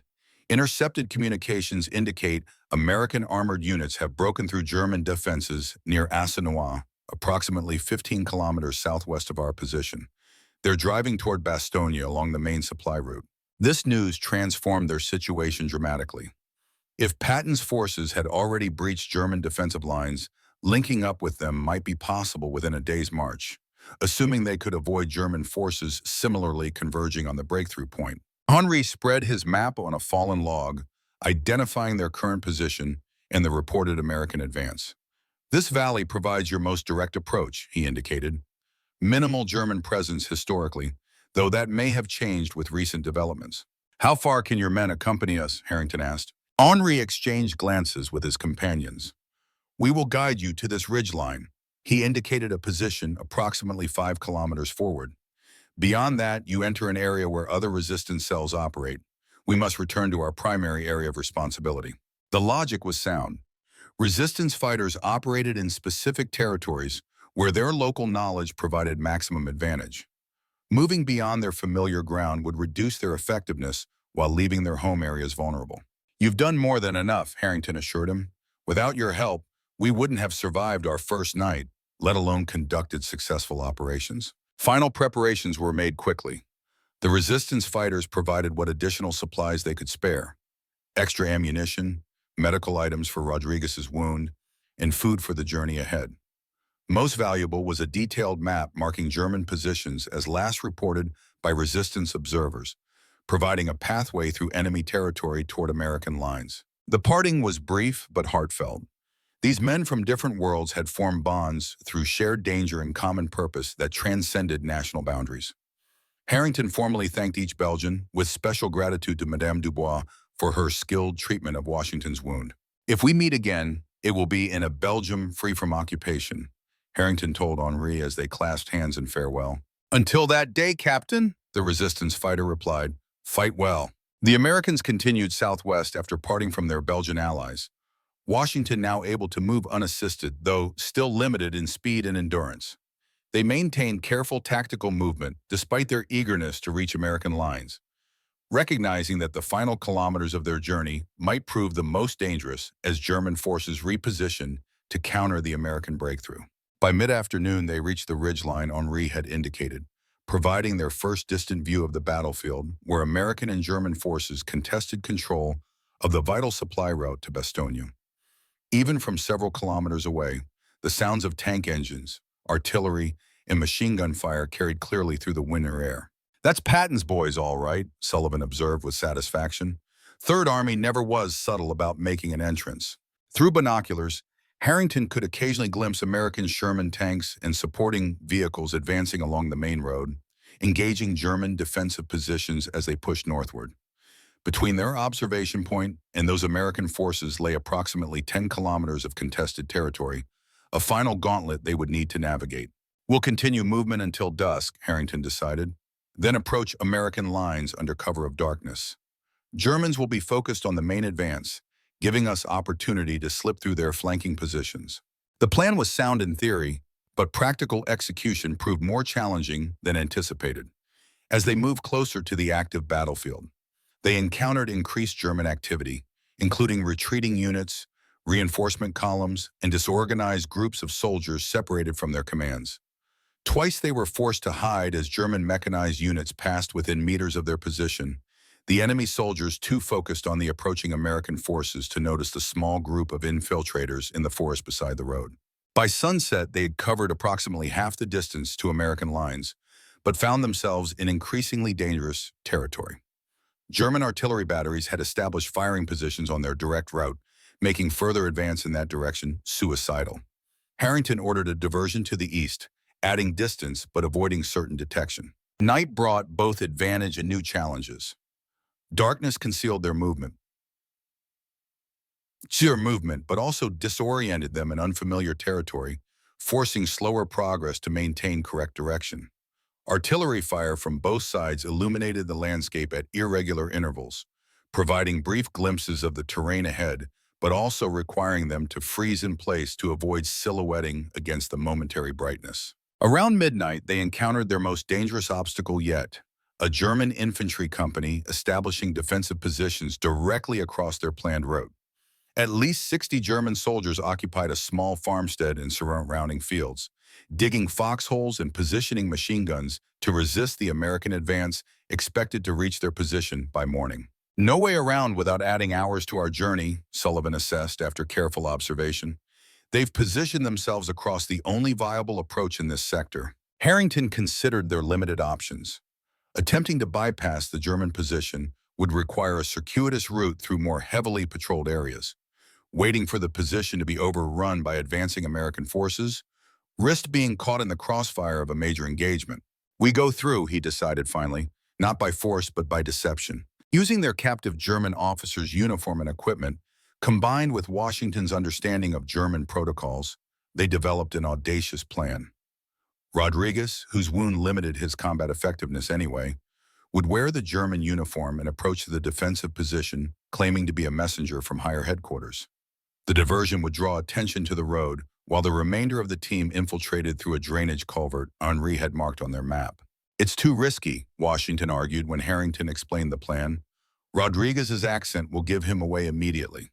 "He doesn't need to engage in extended conversation," Harrington countered. "Just create momentary confusion and divided attention. 2 minutes is all we need to pass through the culvert." After detailed rehearsal, including basic German phrases Rodriguez might need, they implemented the plan shortly after 100 hours. Rodriguez approached the German position from the east, walking openly along the road while the rest of the team moved into position near the culvert entrance. The diversion worked initially exactly as planned, German sentries challenged Rodriguez, who responded with the practiced phrases identifying himself as a messenger from division headquarters. His appearance from an unexpected direction created confusion, drawing multiple German soldiers to the road to determine his identity and purpose. In that moment of distraction, Harrington led the remainder of the team through the culvert, a tight concrete passage barely large enough for a man to crawl through. They emerged on the far side of the German position undetected, quickly taking cover in a shallow ravine as planned. Rodriguez was to create an opportunity to break contact after delivering his message, then circle around to rejoin them at a predetermined location 300 meters southwest. For several tense minutes, Harrington watched the German position, waiting for signs of his crewmen's escape. When none came, concern mounted. "Something's wrong," Sullivan whispered. "He should have broken contact by now." The German position had returned to normal activity patterns, sentries resuming their regular positions rather than clustering around a messenger. No unusual movements or sounds suggested pursuit or capture, but neither was there any sign of Rodriguez. "We wait 15 more minutes at the rendezvous point," Harrington decided. "If he doesn't appear, we continue toward American lines. That's what he would expect us to do." The 15 minutes passed with excruciating slowness, each man scanning the darkness for any sign of their missing comrade. When the time elapsed without Rodriguez's appearance, Harrington made the painful but necessary decision to continue their movement. Every minute increased the risk of detection, potentially sacrificing the entire team if they remained static too long. "He's a resourceful soldier," Harrington told the others as they resumed their advance. "If anyone can find his way through on his own, it's Rodriguez." They continued southwest, now just 5 men where once they had been a full tank crew of 5 plus a tank commander. The weight of those absent pressed upon Harrington with each step. Hayes, lost with his tank during the initial battle, the crews of the other destroyed Shermans, and now Rodriguez, fate unknown behind German lines. The responsibility of command had never felt heavier. For the next 3 hours, they navigated by stars and occasional glimpses of tracer fire marking the main battlefield to their west. The sounds of combat grew gradually louder, indicating they were approaching the fluid front lines where American and German forces contested each kilometer of ground. Shortly before dawn, they reached a final ridgeline overlooking a valley where American forces had established forward positions. Through binoculars, Harrington could clearly identify Sherman tanks bearing American markings, accompanied by troops in familiar uniforms, establishing defensive perimeters around a small crossroads village. "That's our ticket home," Sullivan observed, the relief evident in his voice despite his professional demeanor. About 1,000 meters through that wheat field. The direct approach appeared clear of German forces, the fighting having moved further north as American units pressed toward Bastogne. Yet experience had taught them to distrust apparent safety in war zones. Harrington ordered a cautious advance using available cover, maintaining tactical movement despite the proximity of friendly forces. They had covered perhaps half the distance to American lines when disaster struck without warning. A German artillery barrage, likely targeting the American positions beyond them, began impacting across the open field they traversed. The first shells fell behind them, but the pattern quickly walked forward as German gunners adjusted fire. "Take cover!" Harrington shouted, though there was precious little to be found in the open field. The men dropped immediately, pressing themselves into shallow depressions or furrows that offered minimal protection from shell fragments. For several terrifying minutes, the world dissolved into chaos of noise and earth and fire as shells impacted all around them. Harrington felt rather than heard impacts nearby, dirt and debris showering over him as he pressed himself into the frozen ground.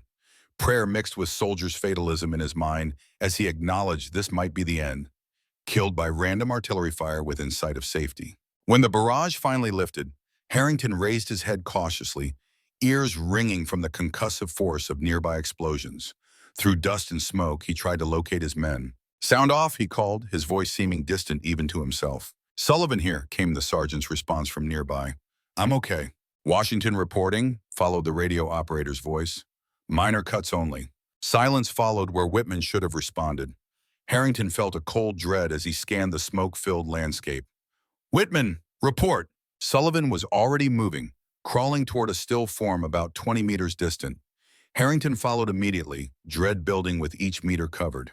They found Whitman lying unnaturally still, a large shell fragment embedded in his chest. The young farm boy from Iowa who had driven their tank with such skill stared sightlessly at the morning sky. His features relaxed in death as if he'd simply fallen asleep during the barrage. "Ah, Billy," Sullivan murmured, reaching to close the young man's eyes with gentle fingers. "You deserve better than this." Harrington knelt beside his fallen driver, emotions warring behind his composed exterior. Another name to add to the list he carried, another letter he would write to parents explaining how their son had died serving his country. The senselessness of Whitman's death, so close to safety after surviving so much, struck him with particular force. "We need to move," Washington urged, scanning the battlefield. "Germans may have observers directing another barrage." The harsh military reality reasserted itself. They couldn't risk the living for the dead, not when they were so close to completing their journey. With profound regret, Harrington removed Whitman's identification tags, leaving one with the body as procedure dictated while securing the other for official notification. "We'll send a recovery team once we reach American lines," Harrington promised the fallen private. "You won't be left here." They continued their approach toward American positions, now moving with desperate urgency born of recent loss. As they neared the American perimeter, Harrington ordered them to advance with weapons clearly visible but not threatening, hands partially raised to indicate friendly intent. "Americans approaching," Sullivan called out when they were within earshot of the forward sentries. 37th Armor Battalion personnel. The reaction was immediate, several American soldiers moving forward to intercept them while covering units maintained weapons trained on the approaching figures until their identity could be confirmed. "Identify yourself," ordered a young lieutenant commanding the perimeter section. "Captain James Harrington, 37th Armor Battalion, 4th Infantry Division," Harrington replied formally, "with Sergeant Sullivan and Specialist Washington of my command." The lieutenant's suspicious expression transformed to one of amazement. "Captain Harrington? Sir, you're listed as missing in action, presumed dead. Your entire tank company was reported destroyed east of Bastogne 4 days ago." "Not entirely destroyed, Lieutenant," Harrington corrected with exhausted dignity, "and not entirely missing either, as you can see." Within minutes, they were escorted through American lines to a forward command post established in the village church. Medical personnel immediately attended to Washington's leg wound and the various minor injuries that all three men had accumulated during their ordeal. A signals officer took preliminary details of their experience behind German lines, focusing particularly on German positions and strengths they had observed. The battalion commander, Lieutenant Colonel Richards, arrived shortly thereafter, having been notified of their unexpected appearance. His greeting was direct but warm. "Captain Harrington, when reports came in that all 17 of your Shermans had been destroyed or captured, I feared the worst. How many of your men made it out?"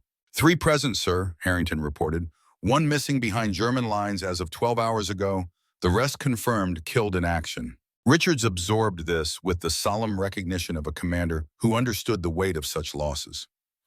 "Your defense of the eastern approach to Bastogne bought critical time, Captain. The 101st credits your action with preventing their position from being overrun that first day. The validation that their sacrifice had meaningful impact provided some small consolation, though it couldn't erase the cost paid by so many good men." Harrington proceeded to brief the colonel on their activities behind German lines, including the destruction of the communication facility and ammunition depot. "That explains a few things," Richards noted.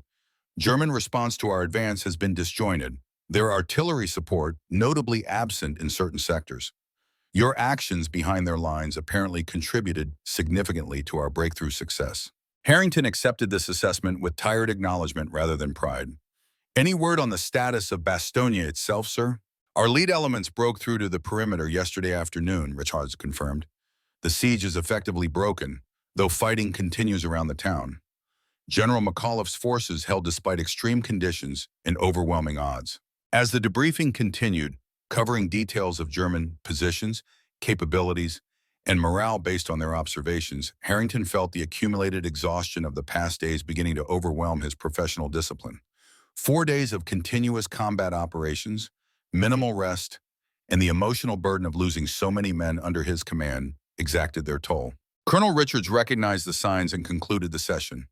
"You and your men have done enough, Captain. Get some proper rest. Transport to division headquarters leaves at 1400 hours. Full debriefing can wait until then." In the village school converted to temporary barracks, Harrington finally allowed himself to acknowledge the extent of his exhaustion. Before succumbing to desperately needed sleep, however, he performed two final duties that couldn't wait. First, he wrote formal notification of Whitman's death, ensuring his sacrifice would be properly recorded and his family officially informed through appropriate channels. The practiced words seemed painfully inadequate to capture the young driver's skill, dedication, and ultimate sacrifice.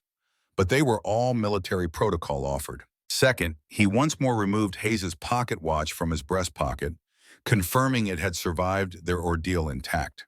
The gold case bore new scratches and the glass crystal had cracked, but the mechanism still ticked steadily, marking time as it had since the lieutenant's father had presented it to his son upon graduation. Harrington carefully rewrapped it in his spare handkerchief, securing it in his inner pocket where it would remain until he could fulfill his promise to deliver it personally. Only then did he allow himself to stretch out on the provided cot, his body instantly recognizing the first opportunity for genuine rest in days. As consciousness faded, his thoughts turned toward home, toward Eleanor waiting in Detroit, unaware that her husband had survived while so many others had fallen. He would see her again, carry the memory of Robert together with her, and perhaps find some way forward through their shared grief. The last image in his mind before sleep claimed him was not of battle or loss, but of a summer evening in Detroit before the war, Eleanor beside him on their porch swing, Robert playing in the yard as twilight gathered. A moment of perfect peace preserved in memory, a reminder of what they had fought for across 2 generations and 2 world wars. In that moment between wakefulness and dreams, Captain James Harrington finally allowed himself to believe he was going home. As Patton's forces secured the corridor to Bastogne and the desperate German offensive gradually lost momentum across the Ardennes front, the great wheel of the war continued its inexorable turn toward Allied victory.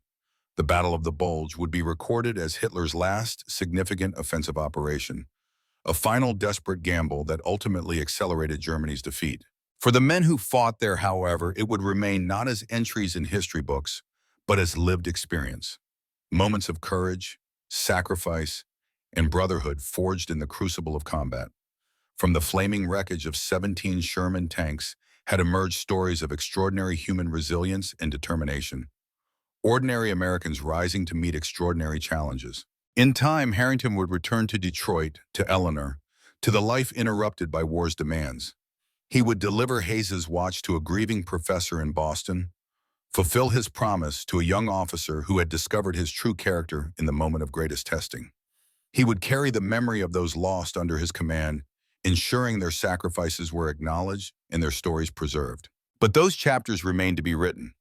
For now, as American forces consolidated their positions around Bastogne and prepared for the final push into Germany itself, Captain James Harrington slept the dreamless sleep of absolute exhaustion.